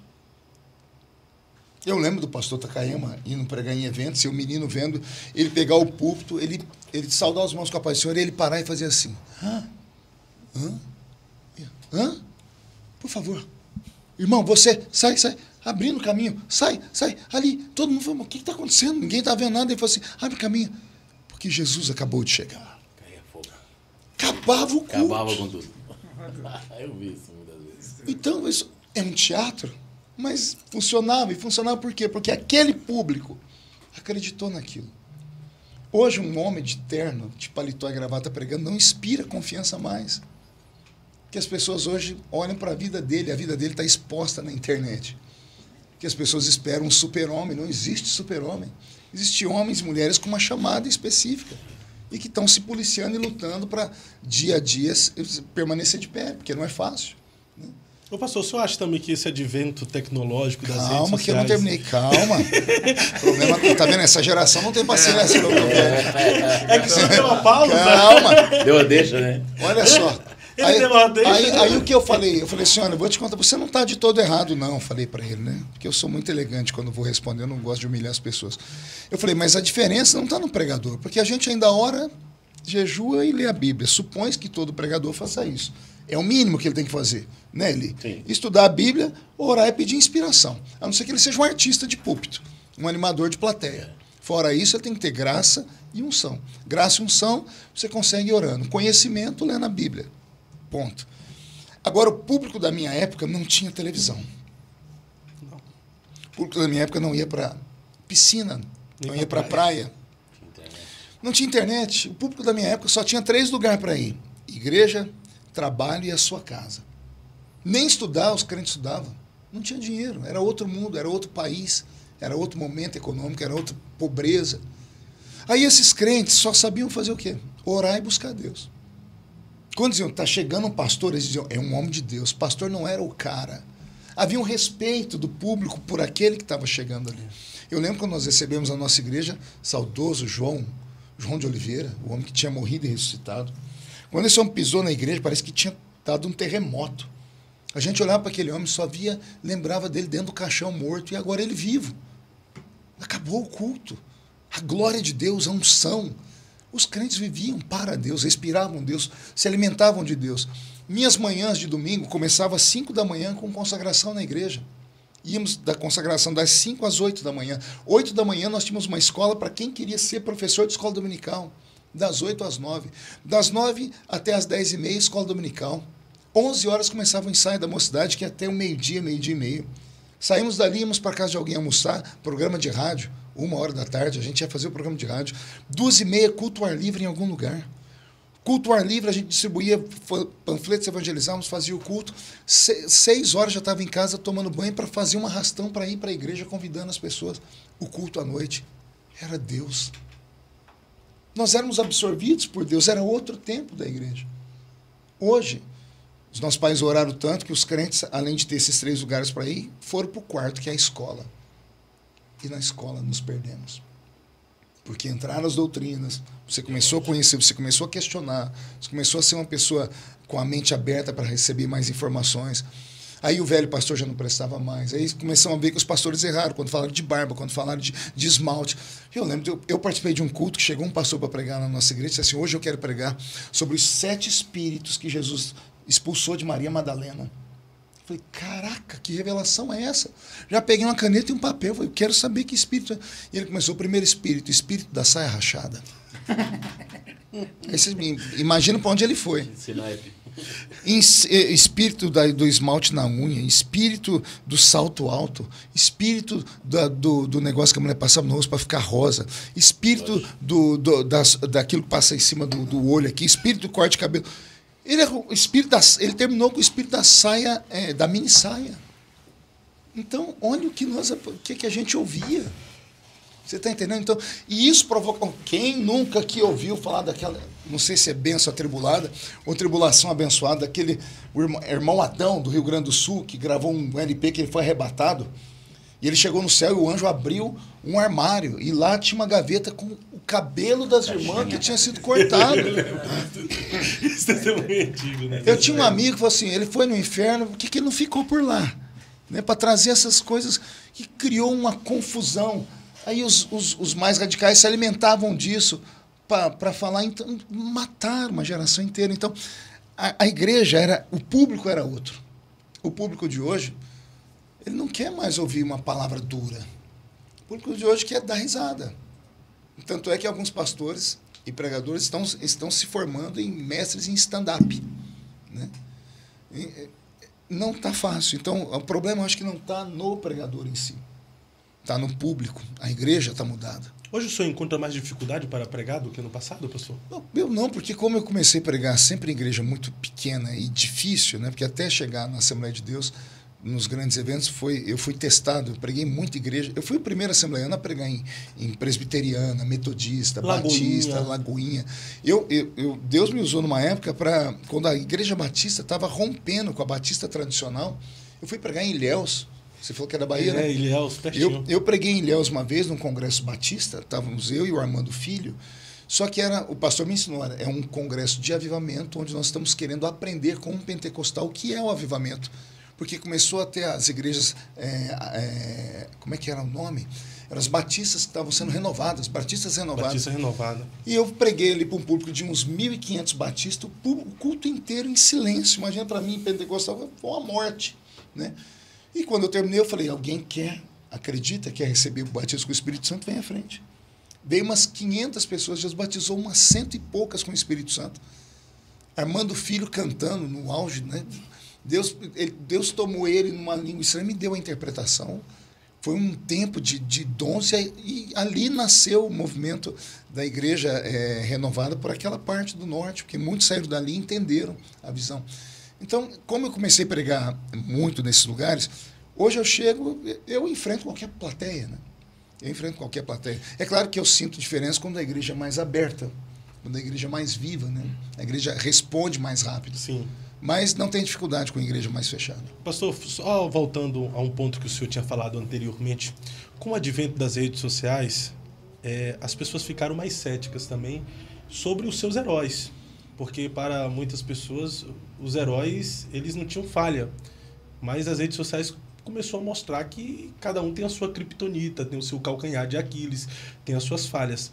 Talvez as pessoas... Vou dar um exemplo bem simples. Na época dos grandes testemunhos, às vezes a igreja era doutrinada por testemunho, como o senhor falou aí, como testemunho do Adão, daquela Rebeca Brum também, que foi no inferno, foi no Rebeca céu. Brown, né? Foi no inferno, no céu. A igreja era doutrinada por alguns testemunhos. Aí vem as redes sociais e começou a pegar pontos que parecia que existiam alguns testemunhos mentirosos. Conhecereis a verdade, e a verdade vos libertará. Alguns testemunhos que são inverídicos. E aí hoje, quando anuncia que alguém vai estar na igreja, as pessoas pensam duas vezes. Será que é verdade? Será que é tudo isso mesmo? Quando alguém fala, acabei de ter uma visão aqui, as pessoas, será que está tendo uma visão mesmo? Pimentel contava uma história, vou dar uma lembrança aqui do velhinho. Ele contava uma história de uma irmã que disse que teve uma revelação, que foi no céu e viu um velhinho que vinha vindo com uma bengala. E falou, quem é aquele ali, meu Deus? Meu pai. Ah, aquele ali é o pai Abraão. Ah, aí viu o outro lá, quem é aquele ali? É o pai Jacó. Estava mancando. Então o pastor Pimentel, irmã, você não foi no céu não, você foi num asilo mesmo. Eu sou da época do menino que chegou no pastor lá no nosso interior. Pastor, eu tive uma visão no céu, o senhor tem que me mandar para a obra missionária. Eu falei, por quê? Eu vi 3 letras no céu e o anjo bradou. VBB, vai para a Bolívia. O pastor disse, não, meu filho, o anjo falou comigo aqui agora, vai plantar batata. Então, pastor, as redes sociais hoje não tá gerando nas pessoas esse espírito mais incrédulo, de não acreditar mais numa voz profética? Tudo isso contribui. Por isso que o crente ele tem que seguir a Bíblia. Olhar para Jesus, o autor e consumador da fé, nele não há dúvida nem sombra de variação. O que passar de Jesus, você tem que ter a habilidade de entender que agora está aqui, amanhã pode não estar aqui, agora está em pé, amanhã pode estar caído. O cair é do homem, mas o levantar é de Deus, né? Agora, a crença nos dons, ela precisa ser, mais uma vez, plantada em pessoas sérias. Porque está todo mundo com exemplo de idiotices, né, de baboseiras. Virou piada o movimento pentecostal. Virou piada. Eu lamento muito por isso, né? Porque eu cresci no movimento pentecostal genuíno, cheio de Deus. Eu sempre falo, né, que quando os seus olhos veem, os seus ouvidos ouvem, o seu coração sente, aquilo é real. Mas a nossa geração não vê mais, não ouve mais. Tenta lembrar qual foi o último culto que você teve, alguém falou em línguas e levantou alguém para interpretar. Acabou. Alguém vai dizer, terminou. É possível terminar os dons? É só ler a Bíblia. Como eu disse, tudo está na Bíblia. Qual é o capítulo da Bíblia que fala sobre os dons? Coríntios 13. 12. Por que Paulo fala dos dons? Antes de falar sobre os dons, no capítulo 12, no capítulo 11, ele fala sobre a liturgia do culto, o respeito ao culto. E é lá que ele fala do cabelo. E Paulo está falando do cabelo para a igreja de Corinto porque cada povo tinha uma tara feminina. O brasileiro olha para a mulher e acha que o bumbum é a parte mais bonita dela. O americano, os seios. O árabe, a barriga. O árabe gosta de mulher mais cheinha, mais gordinha, né? O grego gostava da nuca feminina. Você raramente vai ver uma estátua de uma deusa grega, ela com o cabelo solto. Vasculhe no Google aí, Artemis, Afrodite, Hera, Diana, todas com o cabelo para cima, amarrado, a nuca mostra, porque para o grego a nuca era a parte mais sedutora da mulher. Aí Paulo está no culto e está vendo as mulheres sentadas e os homens atrás olhando para a nuca delas. Aí ele fala, não. Deus deu o cabelo em forma de véu para cobrir. Mas já que a senhora não quer usar o véu, então raspe a cabeça. Ele está sendo radical. Se não pode cortar, também não pode rapar. Concorda? Mas ele falou, já que você quer cortar, então rape. Por que está mandando rapar? Porque a mulher careca não era sedutora. Né? Só que os nossos pais não entenderam isso. Paulo estava falando que para os dons acontecerem, a igreja tem que estar focada em um só alvo, que é Jesus. Não pode ter luxúria dentro da igreja. Capítulo 11 ele ensina o culto. No 12 ele fala do Espírito Santo. No 13 ele começa dizendo como? O amor nunca falha. Amor a quê?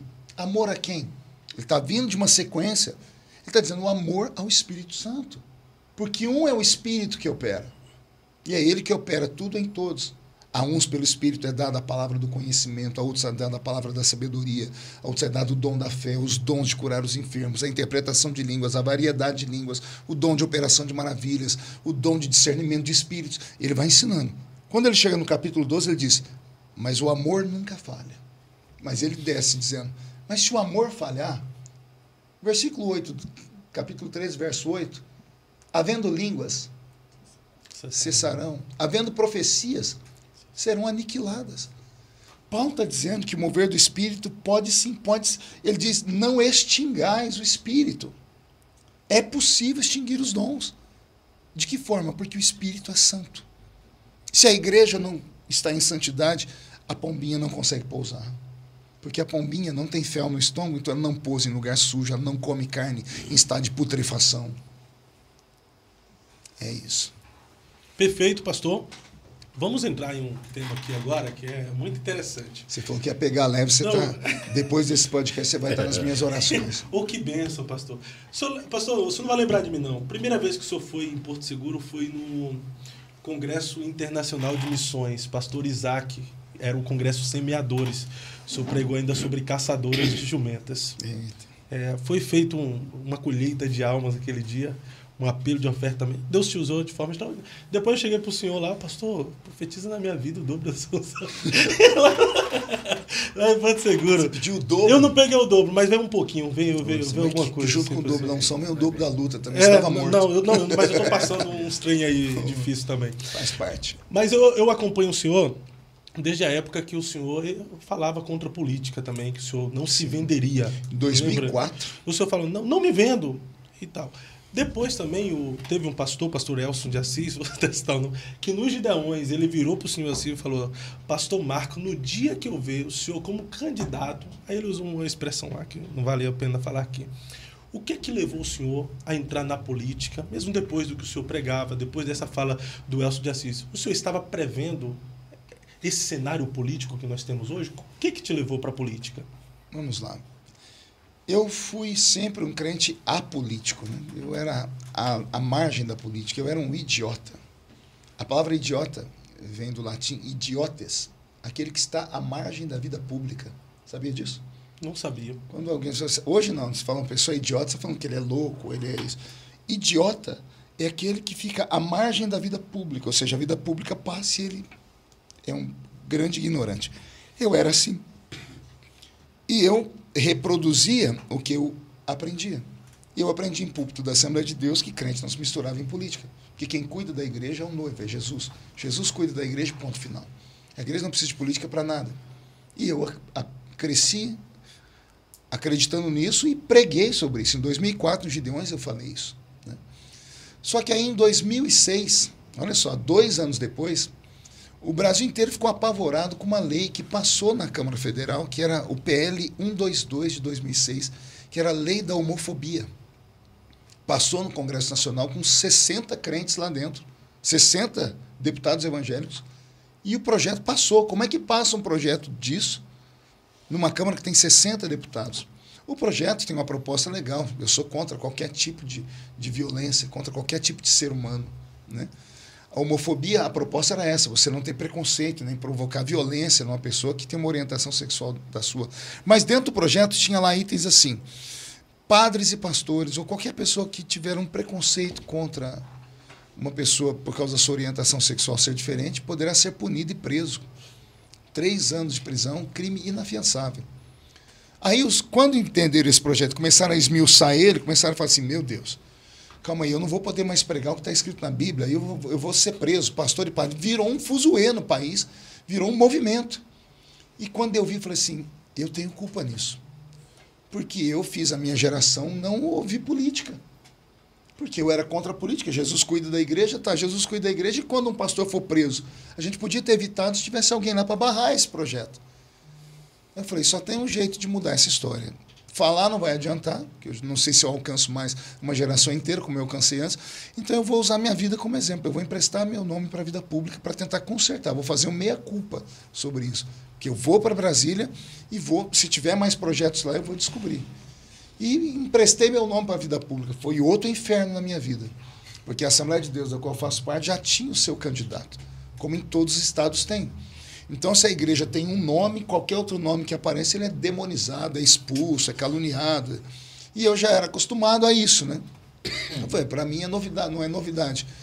Então eu fui e, para surpresa de todos, eu tive uma votação extremamente expressiva. Foram 200 mil votos no estado de São Paulo, sem gastar um centavo, sem ter uma igreja me apoiando. E fui para Brasília. A igreja achou que tinha perdido um profeta. Mas o parlamento ganhou um profeta. Que eu cheguei lá, perguntei, eu não sabia como funcionava, chamei minha equipe, levou um tempo para saber como andava lá dentro. Aí eu consegui colocar minha equipe toda para vasculhar os projetos que estavam em andamento, eram 30 mil projetos caminhando dentro da Câmara. Em 6 meses mapeamos 1.300 e poucos projetos que feriam a igreja, a liberdade de expressão, a liberdade religiosa. E eu falei, não, então é aqui que eu vou focar. Mapeei essas leis, peguei os deputados evangélicos que foram eleitos naquela época, reparti com eles. De lá para cá, dentro do parlamento, não passou mais nenhum projeto que ferisse a igreja. Então eu cumpri meu papel e aí eu tinha uma outra missão, provar para a igreja que ela não tinha perdido um profeta. Porque muitos que tinham ido, com raríssimas exceções, tinham parado de pregar, porque é muito pesado, não é fácil. Eu fico em Brasília terça, quarta e quinta pela manhã. Quinta noite eu saio de Brasília e vou pregar em congresso, como preguei ontem à noite, vou pregar hoje aqui. Geralmente eu prego quinta, sexta e sábado. Domingo pela manhã eu vou para casa e prego na igreja que eu pastoreio. E a segunda-feira eu descanso com a minha família. Isso já há 12 anos. É puxado, é cansativo. Mas eu precisava fazer isso para provar para as pessoas que a política ela não atrapalha a vida da pessoa. Ela não faz a pessoa se tornar má ou uma pessoa corrupta. A política não corrompe ninguém. O caráter do homem que é corrompido não suporta quando chega lá ouvir o canto da sereia. Então eu consegui provar nesses 12 anos que é possível estar lá dentro. É fácil? Não é. Porque na política você vai passar por 3 momentos. Se você for só mais um político, porque tem 503 deputados, 81 senadores. Tem o baixo clero e o alto clero. O que é o alto clero? São aqueles que se destacam. Para você se destacar no meio de 503 não é fácil. E Deus, por misericórdia, me destacou entre os 500. O Brasil todo lá, né? Eu não conheço todos os deputados, passa o mandato inteiro eu não conheço, mas todos me conhecem. É a diferença do baixo clero e do alto clero, né? Eu não tenho poder como tem os caras do alto clero que comandam tudo, mas se eu chego numa comissão, treme as bases, porque se tiver um projeto ali, só de me verem arranca o projeto. Porque sabe que se eu for para o debate, vai ter imprensa, vai acabar com aquilo, então você se torna eu me tornei um modelo, né, de político dentro do parlamento. Então, eu precisava mostrar para o povo que eu não ia perder a unção. Então, por conta disso, são 12 anos sofrendo, pregando, correndo, me repartindo, né, para criar discípulos. Hoje nós temos lá mais de 140 deputados evangélicos. Na questão do irmão Elcio é um amigo, pregamos juntos acho que 4 semanas atrás, lá no Rio de Janeiro. Mas nesse dia que ele falou isso aí, falou por causa disso também, porque ele também é assembleiano. Uhum. Hoje o pensamento dele mudou. Né? Hoje ele me manda mensagem, Feliciano, não deixa passar isso aqui não, cara. Eu falei, então, pois é, fica tranquilo, eu estou lá. A visão hoje é outra, né, pastor? É, porque é aquilo que são momentos. Né? Naquele momento, em 2004, quando eu pregava, eu vivia aquilo, eu acreditava naquilo. Só que o ser humano tem que entender que não é vergonha você voltar atrás quando você está errado. Isso, pelo contrário, te faz crescer. E a vida é feita de mudanças. Sim, ninguém sabe tudo. Hoje, com 50, eu sei muito mais coisas que quando eu era menino. Eu comecei a pregar com 13. É outro pregador. As pessoas até falam, você não é mais o mesmo. Eu falei, claro que não, eu estou velho. Uhum. Mudou. Eu não tenho mais o vigor de antes, mas hoje eu tenho a experiência que eu não tinha antes. A mensagem de ontem à noite que eu preguei na DVEC, o pastor Eli está aqui, quando terminou, imagina, num tempo moderno, foram 25 almas que aceitaram Jesus aos prantos, num culto sem barulho. Consegue imaginar Feliciano pregar sem barulho? Como assim? Numa Assembleia de Deus? Sim, uma mensagem diferente, uma mensagem voltada para o coração. A igreja toda chorando. Então, Eu acho que é por isso que eu estou aí até eu hoje. assisti a mensagem de ontem, foi uma história de Ezequiel com uma aplicação no final, Não de parecia, forma cirúrgica, não né? parecia um outro Marco, até, né? Não era um estilo. gritador, não é? Não foi parecer. Eu fiquei esperando até a aplicação. Minha esposa estava vendo, ela falou: cadê ele? Não vai aplicar? Eu falei: Deus está conduzindo ele para uma mensagem, trazendo a história do profeta Ezequiel, que eu estava me alimentando. E aí a aplicação foi de forma cirúrgica, o povo veio todo pro altar. Então, é isso. Mas o Feliciano de 30 anos atrás não tinha isso. Ô, Se eu pastor, não visse o povo gritar, como eu disse ontem, eu tirava um chicote e espancava a pessoa até. mas se frustrava É chorar. também, né? Quando o povo não reagia antigamente, né, pastor? Claro, porque faltava experiência. Porque para mim era o oba-oba. Para mim, Deus só estava selando a mensagem se fosse com aqueles gritos. E eu descobri que grito é fácil de imitar, mas lágrima, a lágrima fica. Por isso que as pessoas... Você conhece minhas mensagens por temas. Tenta lembrar um outro pregador que você lembra de temas. Então, Deus me deu essa graça. Né? É uma forma, acho, é uma forma diferenciada. Eu conto histórias, eu não sou pregador, eu sou um contador de histórias. Talvez por isso que a mensagem fica fixada, né? O ser humano tem essa capacidade de imaginar, de entrar na história enquanto sou. Agora, a pergunta que eu esperava você fazer, você não fez. Eu vou fazer ainda, pastor. Não, mas não, é dentro desse contexto, você não vai fazer ela. Não, mas só Quer? qual seria a pergunta, pastor? Veja só. Chegar não é difícil, muitos chegam. Não, eu vou fazer essa pergunta aí, mas antes, pastor, ele entendeu. Como se manter incorruptível no meio da corrupção? Até porque os nossos pais, na fé, sempre pegou um pouquinho contra a política. Ah, a política é suja, tem muita corrupção, o crente não pode se misturar com a política porque senão vai se sujar, vai se corromper. E o senhor já tem o quê? 12 anos? 12 anos. 12 anos na vida pública. Como se manter incorruptível em meio a tanta corrupção, em meio a tanta sujeira? Você voltou num ponto que eu estava com raciocínio e me perdi. Que bom que você falou isso. Tá vendo? Foi melhor do que Foi eu... melhor. Quando você chega na política e se destaca, você chamou atenção. Quando você chama atenção, os poderosos vão olhar para você e vão te ver como um problema para eles. Ou como um grande aliado deles. Então, a primeira coisa que vão fazer com você é tentar te cooptar. De que forma? Te agradando. Com emendas, ó, vem para cá, vamos para os jantares. Porque Brasília, à noite, é um problema. Terça e quarta é uma cidade tomada por um Congresso Nacional que é majoritariamente masculino, e você sabe como é que os homens fazem negócios. Não se faz negócio ali no parlamento, se faz negócio nas noitadas, em casos de prostituição, em reuniões fechadas, regadas a vinho, né, ao regabofe, como se diz muito. Né? Então, eles vão te chamar para isso, vão tentar te comprar. Se verem que você não tem preço, eu não vou para esses lugares. Aí começa a ter medo de você. Então, fala assim, se a gente não pode, vasculhe a vida dele.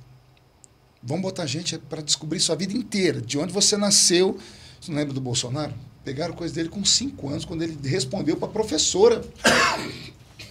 Parece absurdo, né? Mas porque é isso que eles fazem. Eles vão vasculhar a sua vida para tentar destruir a sua imagem, porque viu que você é incorruptível, eles não conseguem te comprar. Então, você é um problema para eles.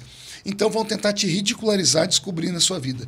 Aí, quando não descobrem nada de você, aí é o pior, porque eles partem para golpe baixo, né? Para covardia.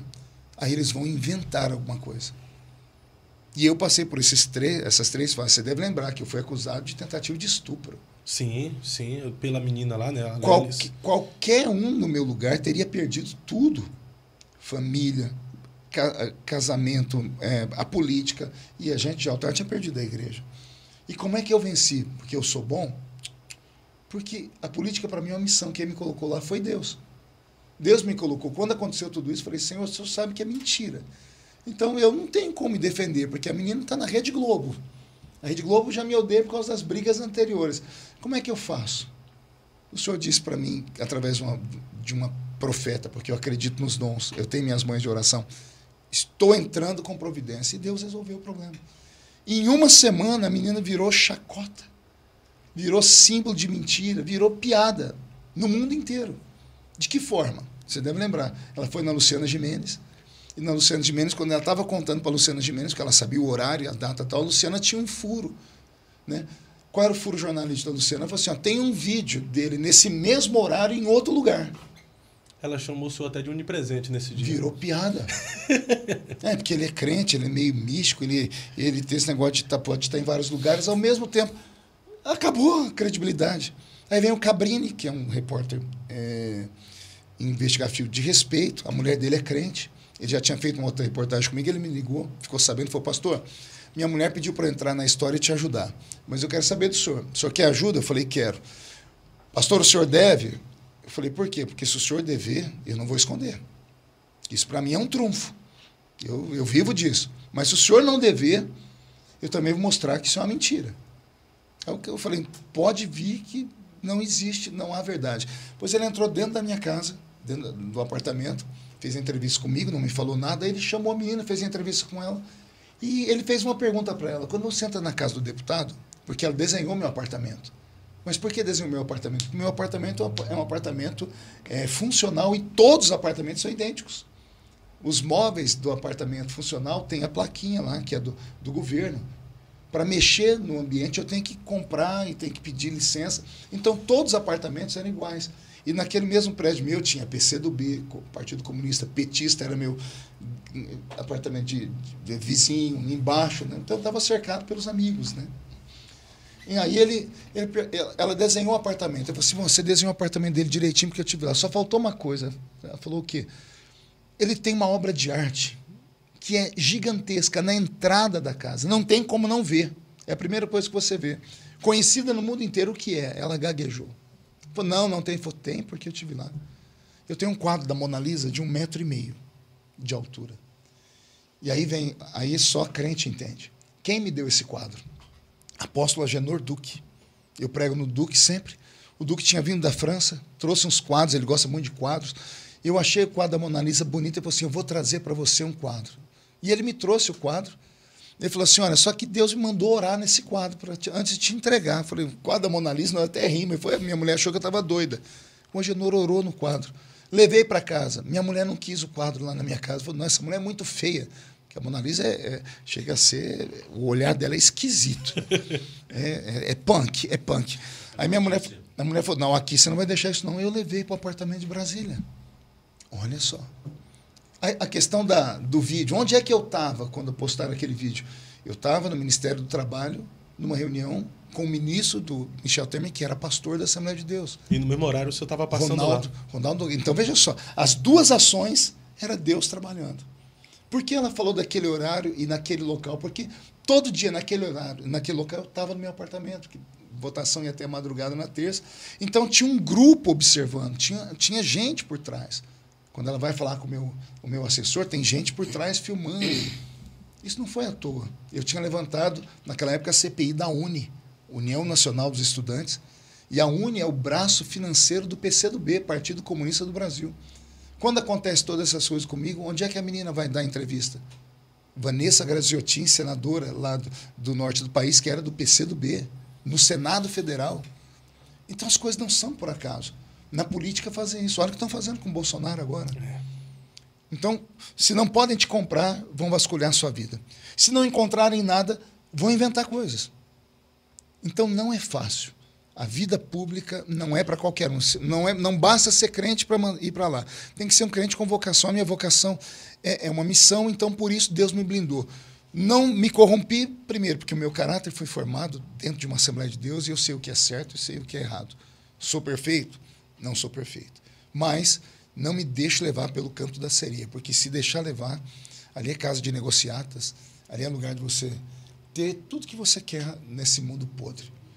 Dinheiro, poder, mulher e fama. A política te dá tudo isso, se você quiser se envolver com eles. Pastor, e eu vou deixar o senhor comer um docinho que o senhor tinha pegado ali, com queijo. O Eli não está comendo nada. Não está comendo nada, não está falando nada. O pastor Érison também. Eu vou falar. Mas hoje é isso aí. Ó, quanto tempo fazia que você não vinha a Curitiba? Assim. Já fazia tempo. Poxa vida. Essa velha guarda, você vê aí algumas comunidades, mas eu digo assim, na velha guarda, como estamos fazendo agora, Takayama, Vanderly, tá aqui com o Fábio, que já é da nova geração, Pastor Érison, os demais, isso fazia muito tempo. Então deixa ele falar, ele tem muito para falar. Não, mas eu preciso que você me ajude também aqui em pergunta, eu tenho que colocar o pastor aqui.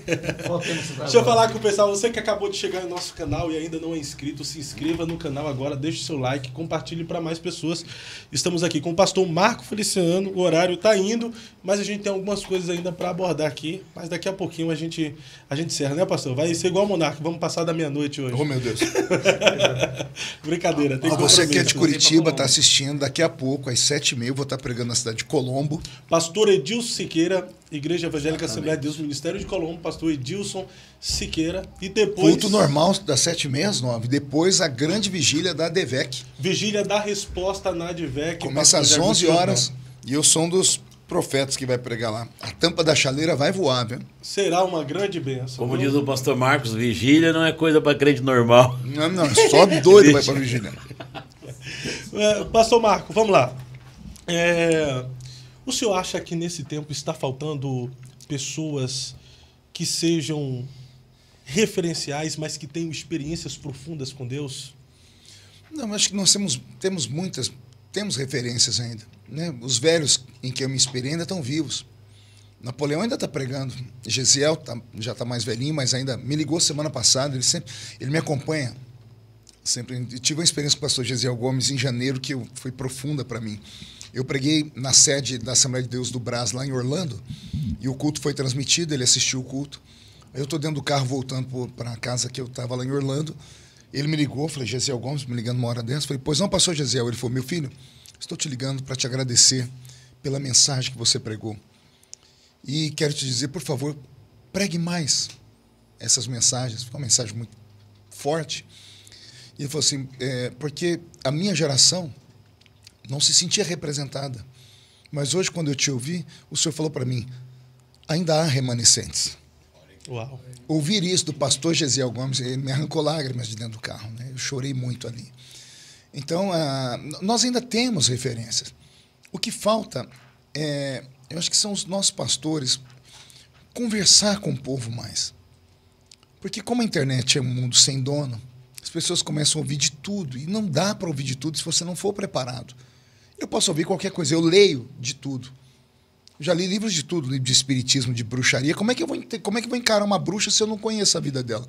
Então eu leio, mas eu não deixo um crente novo convertido ler. Porque ele não tem preparo para aquilo, a mente dele não está formada, não tem estrutura. Então está faltando isso, as igrejas não têm mais ensino. Tirando as Assembleias de Deus, que eu estou puxando sardinha para a minha igreja, que ainda tem a escola dominical, que infelizmente já não é mais frequentada como antes, quais outras igrejas têm ensino? Tem os cultos de campanhas que são bonitos, a pessoa vai em busca só do Deus que dá provisão. Né? Todo mundo quer o Salvador, mas e o Senhor? As pessoas têm que aprender a entender que tem um Senhor, mas como é que o povo vai aprender se não tem quem ensine? Então, acho que essa geração ela está quase que órfã por conta disso. Os velhos estão combalidos, já não estão dando conta mais.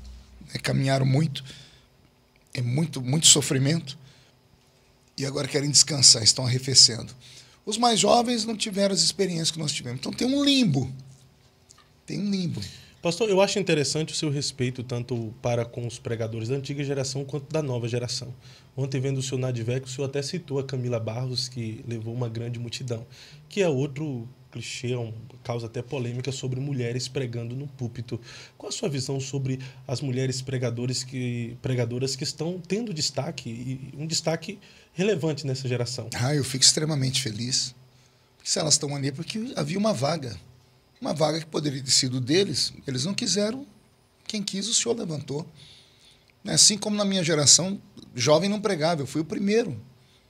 Né? Porque o pastor não dava púlpito para jovem pregar, porque o jovem, segundo eles, não tinha experiência, não tinha estrutura, de fato não tinha nada. Mas se você não estimular o jovem, como é que um dia ele vai desenvolver o talento dele? Né? Eu vejo com bons olhos. A minha igreja, Igreja Evangélica Assembleia de Deus Catedral do Avivamento, eu sou filiado à CGADB. Na minha igreja, nós reconhecemos o Ministério de Mulheres. Eu tenho pastoras na minha igreja. E se a Assembleia de Deus entendesse isso, ela teria hoje, talvez, o dobro de número de membros. Porque a mulher, quando se entrega para o altar, quando ela se entrega em qualquer função, ela vai além do limite. Ela faz com amor, com graça. Ela se entrega, ela ora. A mulher ela é mais prática. Né? A mulher consegue fazer várias coisas ao mesmo tempo. né? Então eu vejo com bons olhos. Nesse quesito, eu estou com essa geração nova, porque nós precisamos pregar o evangelho. O senhor tem noção que o senhor influenciou uma geração? E como é que isso reflete no senhor? Porque, eu pontuo novamente, antes do pastor Marco, depois do pastor Marco. O senhor deu abertura hoje para os itinerantes que nós temos hoje, que são muitos. Os pregadores que vieram depois do senhor, todos eles se inspiraram. É uma geração que usou suspensório, é a geração que fez a sua oração. Eu fiz a sua oração. Antes de começar a pregar. Funcionou? Antes de começar a pregar, eu quero fazer. Eu fui o primeiro a pregar com fundo musical. Fundo musical. Os meus jargões são copiados. Boca de aço, língua de ferro, pastor, eu fiz aquela oração, concreto. Pastor. Se eu não falo isso no culto, fica faltando um negócio. Hoje eu vejo. Quer saber, é interessante. Eu não consigo entender assim que eu inspirei uma geração. Eu ouço vocês falarem, eu falo isso humildemente mesmo. Eu não consigo me ver assim. Eu me inspirei em uma outra geração que esses homens tinham que dar. Eu não tive nada para dar. Menino da roça, né? Não tinha nada. Diz que esse ano, inclusive, vai ter umas vendas bastante acentuadas de... Vai ter esse ano uma venda bastante acentuada de ternos brancos, né? Que pregou lá no Gideão. Mas eu preguei com aquele terno branco, eu expliquei no início. Eu falei, irmãos, eu tô pagando um mico, eu tô morrendo de vergonha. Mas eu ganhei com tanto carinho do pessoal lá da África, né? E eles ficaram sabendo, não, o senhor é um príncipe. E aí tem um amigo meu, inclusive o Jô Calçados. Jô, um abraço. O Jô é da Bahia. O Jô, ele tem lojas de calçado e ele faz sapatos personalizados. Ele falou, pastor, eu quero lhe dar o sapato. Ele fez aquele sapato branco. No sapato ele colocou meu nome, né, com laser, me deu o cinto. Então eu tenho um pessoal que gosta, é carinho, né? Mas já parece que no dia seguinte o Júnior Trovão pregou com terno. Igual. Daquele jeito, só que de outra cor. Ele deve ter ficado bravo, porque ele é dessa geração, vou lançar a moda. Aí vem o velhinho e lança antes. Yes! Né? Pastor, como é que reflete no senhor isso? Saber que o senhor é uma geração de pregadores. Vou te dar um exemplo. Por exemplo, só aqui no podcast, Tiago de Assis veio aqui, Maurinho Ferreira, Moisés Leopoldino. Vai falar de referência e sempre o senhor é citado. Eu dou glórias a Deus, eu fico feliz. Parabéns a essa moçada. Essa safra tem muito mais do que eu para dar. Tiveram o que eu não tive, né? No meio da roça. Sem pai crente, sem mãe crente, sem nada. Tinha que estudar de noite, fazer teologia. Não tinha internet, não tinha nada. Era 4 dias dentro de um ônibus para pregar numa igrejinha desse tamanho, lá no estado esquecido do Brasil. Essa geração não, já começou voando, literalmente, né? Aviões, hotéis, eles têm muito mais. Vocês têm muito mais responsabilidade do que eu, porque eu rachei o solo do Brasil a pé. Vocês têm internet, vocês têm que alcançar muito mais gente do que eu. Não importa mais acesso à informação. Né? Sim, veja só, nós fizemos um apanhado agora, 25 anos pregando Gideões, né? Tem um pessoal que levantou a minha vida. São 30 milhões de DVDs, VHS, fita cassete, CDs e livros, quase 30 milhões de peças esparramadas. Fora os piratas, pastor. Fora os piratas. Nesse eu acho que os piratas estão junto? Porque eu mesmo lá na Bahia só tinha condição de ter pirata. 30 milhões, é muita coisa ali. Eu tive minhas mensagens traduzidas para o inglês, para o espanhol, então eu atravessei fronteiras. Eu tive uma experiência ano passado que ela me marcou muito. Eu fui pregar em Angola. Eu fui para pregar em duas... Já estamos acabando, viu, Eli? Estou acabando, viu, Eli? Ele já está agoniado ali. Eu fui pregar em Angola e eu fui pregar em 2 cruzadas, uma no norte e uma no centro do país. Uma em Benguela e uma em Luanda, né? Aí cheguei lá em Benguela, um estádio, umas 30 mil pessoas, e um púlpito muito simples, eles são muito simples lá, né? Muita gente, mas um som bom. Aí quando eu cheguei, estava dirigindo o culto, um apóstolo lá, um bispo, um menino novo. Aí, quando eu cheguei, ele parou de falar, ele olhou e falou, irmãos, ele chegou. O ginásio inteiro ficou em pé. E eu só estou olhando. Ele falou assim, pastor Marco, o senhor não sabe, mas sem pisar aqui no nosso país, o senhor abriu igrejas. O senhor consagrou apóstolos, o senhor consagrou bispos. Calma aí, desculpa. Fique à vontade, pastor. Maravilha.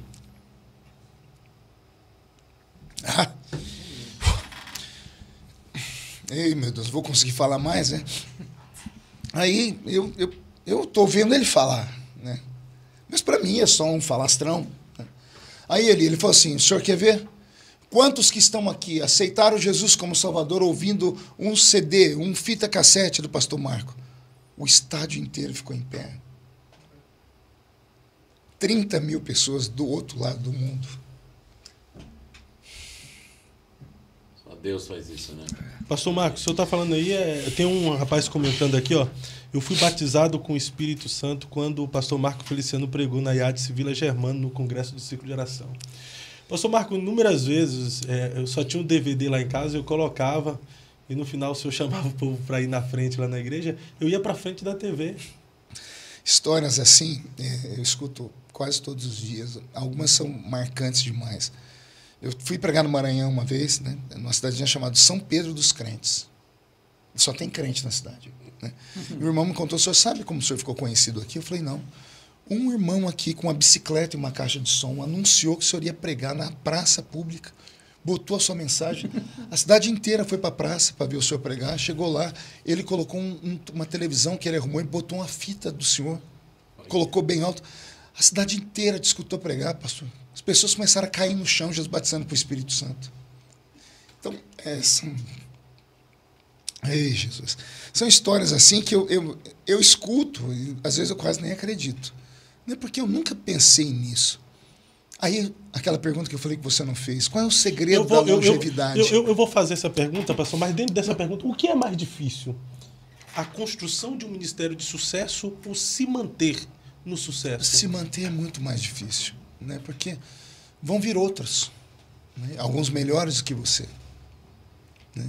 E aí você só tem que olhar para Jesus e acreditar no seu ministério, nunca se comparar, porque permanecer é muito mais difícil. Né? Mas o segredo... Eu costumo comparar. Então, o segredo é isso, é você não entender o que está acontecendo. Como até hoje eu não entendo. Eu não consigo entender isso, que chegar lá e ver 30 mil. Como? Aceitaram Jesus porque ouvindo minhas fitas? Como uma cidadezinha inteira parar para ouvir uma fita cassete minha? Como? Eu não consigo me escutar, eu nunca escutei uma pregação minha, porque eu sou extremamente metódico, eu sou perfeccionista, eu escuto e falo, meu Deus, que coisa ruim, eu errei aqui. Eu nunca escutei uma pregação minha. Aí as pessoas param e fazem comentários, né, que, né, o Eli é um grande pregador, ele pregou nesse país inteiro. Aí o Eli ontem fala, poxa, hoje você pregou muito. Eu falo, como assim? Eu preguei uma coisa tão simples. Né? Então, você orou, eu falei. Ele até falou, você orou para pregar hoje.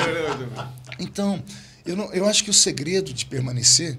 Hoje, o pastor Takayama estava na rádio dele e ele falou para mim, Feliciano, o que você falaria para os jovens pregadores? Né? Eu falei, eu vou deixar 3 conselhos. Primeiro, nunca deixe a noiva se apaixonar por você, pregador ou cantor. Porque a noiva tem um noivo e o noivo é ciumento. Né? Quem é a noiva? É a igreja. Por que alguns ministérios tomam? Porque o cidadão faz a noiva se apaixonar por ele. Né? Aí ele vai acabar falando besteira, tipo... eu estou acima de todos, estou acima da média, eu sou assim, eu sou assado. O noivo é ciumento, a igreja não é... A igreja tem dono. Então, nunca deixe a noiva se apaixonar por você. Seja humilde, não seja estrela. Eu sempre, a vida toda, hoje eu já não consigo mais atender o povo quando termina o culto, porque é muita gente. Mas antigamente eu ficava no culto até 1, 2 da manhã, tirando foto, falando com todo mundo. Por quê? Porque Jesus faria isso se ele estivesse aqui. Então, seja assim... dei conselhos desse naipe, não queira, não busque a fama, não busque o dinheiro. Essas coisas são consequência. Eu nunca pedi para Deus que eu queria ser famoso. Eu estou lá no meio do mato, eu nem sabia que o mundo era tão grande. Quando eu falava, me deixa pregar no mundo, eu não sabia que o mundo era tão grande, literalmente. Eu era cortador de cana-de-açúcar, poxa. Pastor, vamos concluir? Vamos. Rejeição, descrédito, desprezo, ser menosprezado faz parte de um vocacionado, de um chamado, de um escolhido. O senhor já contou inúmeras vezes tantas coisas que o senhor sofreu nesse contexto. Como vencer rejeição, descrédito, desprezo? Primeiro você tem que ter uma família que te entenda, uma família que te compreenda, uma família que te ajude. Né? Minha esposa sempre me ajudou muito, porque eu acho que nós demos certo porque ela é quieta, ela não fala. Então eu falo por mim e por ela. Mas também quando ela fala, eu tremo, né? Então eu tive uma família que me ajudou, uma família que me deu guarida. Porque a minha esposa foi viúva de marido vivo. Eu não participei dos aniversários das minhas filhas. Eu tenho uma filha de 27 anos, eu vim participar do aniversário dela nos últimos 5 anos. Então, até 22 anos ela não teve um pai presente. E isso tem consequências, tem traumas. Todas as pessoas da minha família fazem terapia. E a minha esposa é psicóloga. Ela atua como psicóloga e ela tem uma terapeuta. Eu hoje tenho terapeuta. Porque é muita pancada, não é fácil. Mas quem está assistindo a gente agora tem lá meia dúzia de seguidores no Instagram. Quando 3 fala dele, a pessoa quer se matar. Imagina eu que tenho 9 milhões de seguidores. Instagram, Facebook. Se eu for parar para olhar o que as pessoas falam de mim, eu não tenho saúde emocional para isso. E agora eu não sou mais só o homem do púlpito, eu sou o homem da política. E a política desgraça a vida da gente, você não consegue agradar todo mundo. Então, não é fácil. Né? Meu ministério é parecido com o ministério de Samuel. Né? É claro que Samuel, assim, ele no topo e eu aqui embaixo. É um ministério tríplice. Eu sou sacerdote na minha igreja, eu sou profeta quando viajo pregando e sou juiz quando estou lá no parlamento legislando. Ministério tríplice. E não é fácil se dividir. E fora isso, eu sou pai, eu sou esposo, eu sou avô. O segredo, família. E uma fé cega de que a sua chamada veio da vertical e não da horizontal. Eu sempre acreditei que a minha chamada veio do céu. Porque quando homens não quiseram me consagrar, Deus deu um jeito de me consagrar. A minha consagração, você já deve ter ouvido, conhece minha história, foi a mais louca do mundo. Eu fui consagrado a pastor fora do país, porque eu já era conhecido no país inteiro, mas eu pregava como diácono. Quando um pastor de uma convenção descobriu que eu era diácono, falou, como assim você está pregando na minha igreja sendo diácono, mas todo mundo fala que você é pastor, você é mentiroso. Eu falei, não, eu nunca menti, eu só omiti, ninguém nunca perguntou se eu era pastor. Mateus Jens que me apresentou como pastor. Verdade. Pastor Marco Feliciano está aqui, mas eu não era pastor. Eu não desmenti porque eu era inteligente, eu falei, eu tomo posse. Né? E aí aconteceu, quando aconteceu, e viram que eu não era pastor, as portas se fecharam. Do jeito que elas se abriram de uma vez, fecharam todas de uma só vez. Porque alguém dizia, se ele não é pastor, é porque o pastor dele não confia nele, então também não confia a minha igreja a ele. Aí lá nos Estados Unidos, pastor Uriel, eu cheguei na casa dele uma vez, ele saiu do banho orando em línguas. Ele olhou para mim e disse assim, por que Deus está me dizendo que você não é pastor? Porque eu já tinha pregado nele várias vezes. E eu contei. Ele falou, então, entendi, senhor. Ele falou, você não é pastor lá, aqui você é. Hoje eu te consagro a pastor. Hoje à noite. Eu fui consagrado a pastor, do meu lado estava ajoelhado Gesiel Gomes, Paulo Sacramento, estavam sendo recebidos lá nos Estados Unidos, e eu no meio deles, e o pastor falou, só que eu vou te consagrar, Quen Quen, ele me chamava de Quen Quen, era o pato dele, Quen Quen, eu vou te consagrar, mas de um jeito que ninguém entenda, porque você já veio como pastor, então eu vou chamar à frente os que vou consagrar e os que vou receber, ninguém sabe se você está sendo consagrado ou recebido. Ele foi, desceu e botou a mão na minha cabeça, me consagrou, o povo achava que eu estava sendo recebido, mas estava sendo consagrado. E foi assim. Né? Tudo para mim foi muito difícil, mas Deus queria isso. Porque se eu não sofresse no ministério, eu não ia suportar o que eu suporto na política. Uau. Fui forjado. Pastor, política para o senhor, uma vocação ou um chamado? Para mim é um chamado. É um chamado. Qual o seu conselho? Porque além de o senhor ter sido uma inspiração para muitos no Ministério da Pregação, agora o senhor está sendo uma inspiração também na política. E muitos pregadores estão, às vezes, deixando o ministério para se tornar político. Qual é o seu conselho para isso? Só vá para a política se você tiver uma chamada e uma confirmação divina. Nós tivemos o caso da Flor de Lis.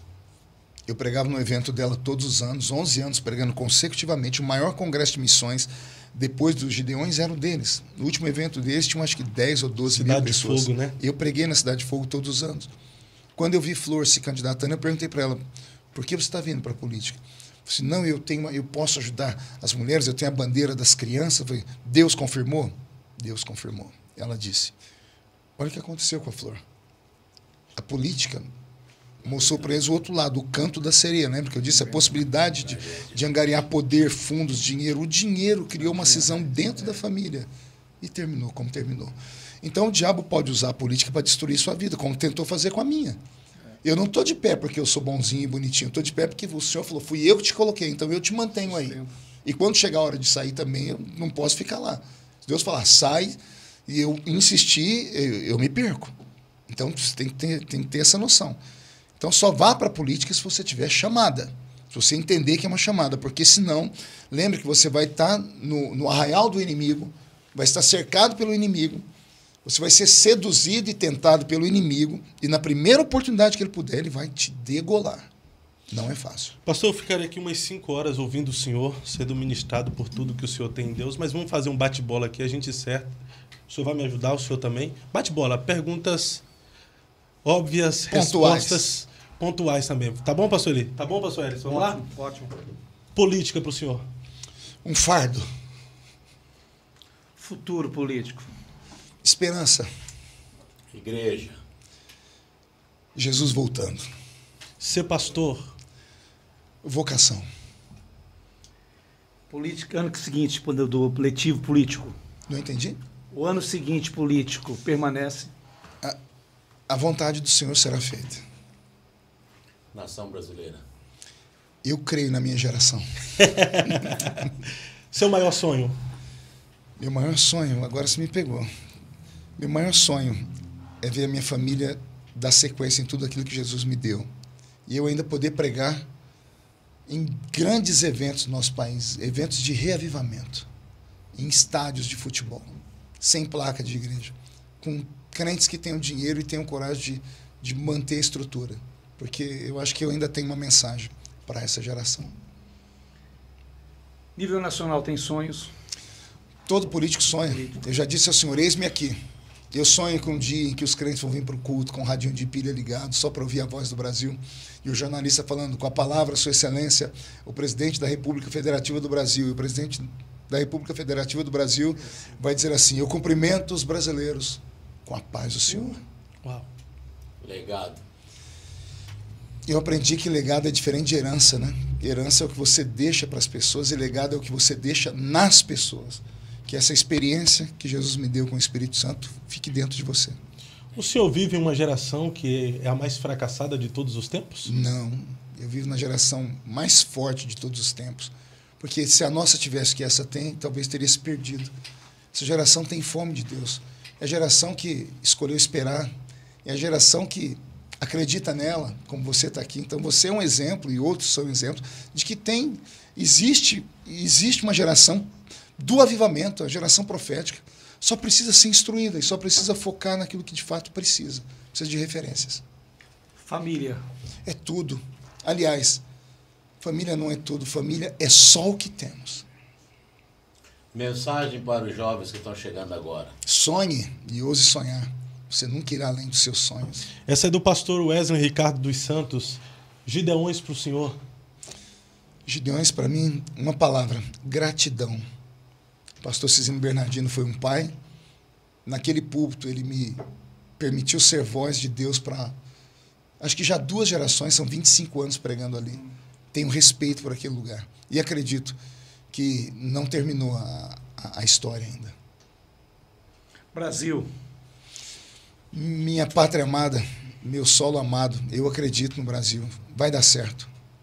O que é amigo para você de verdade? Amigo é aquele que chora comigo. Deixa eu reformular. Assim. Ainda existe amigo de verdade no contexto de igreja? Existe. São poucos, mas existem. Existe. É isso. Eu acredito podcast. Eu acredito nessa geração. Parabéns ao podcast. Continue trazendo aqui gente jovem. Traga os velhos também, outros para contar histórias. Porque o jovem precisa ouvir histórias, né? Senão ele vai viver só de... Não é que eu quero que eles vivam só de lendas, mas eles precisam ouvir histórias e buscar experiências, né?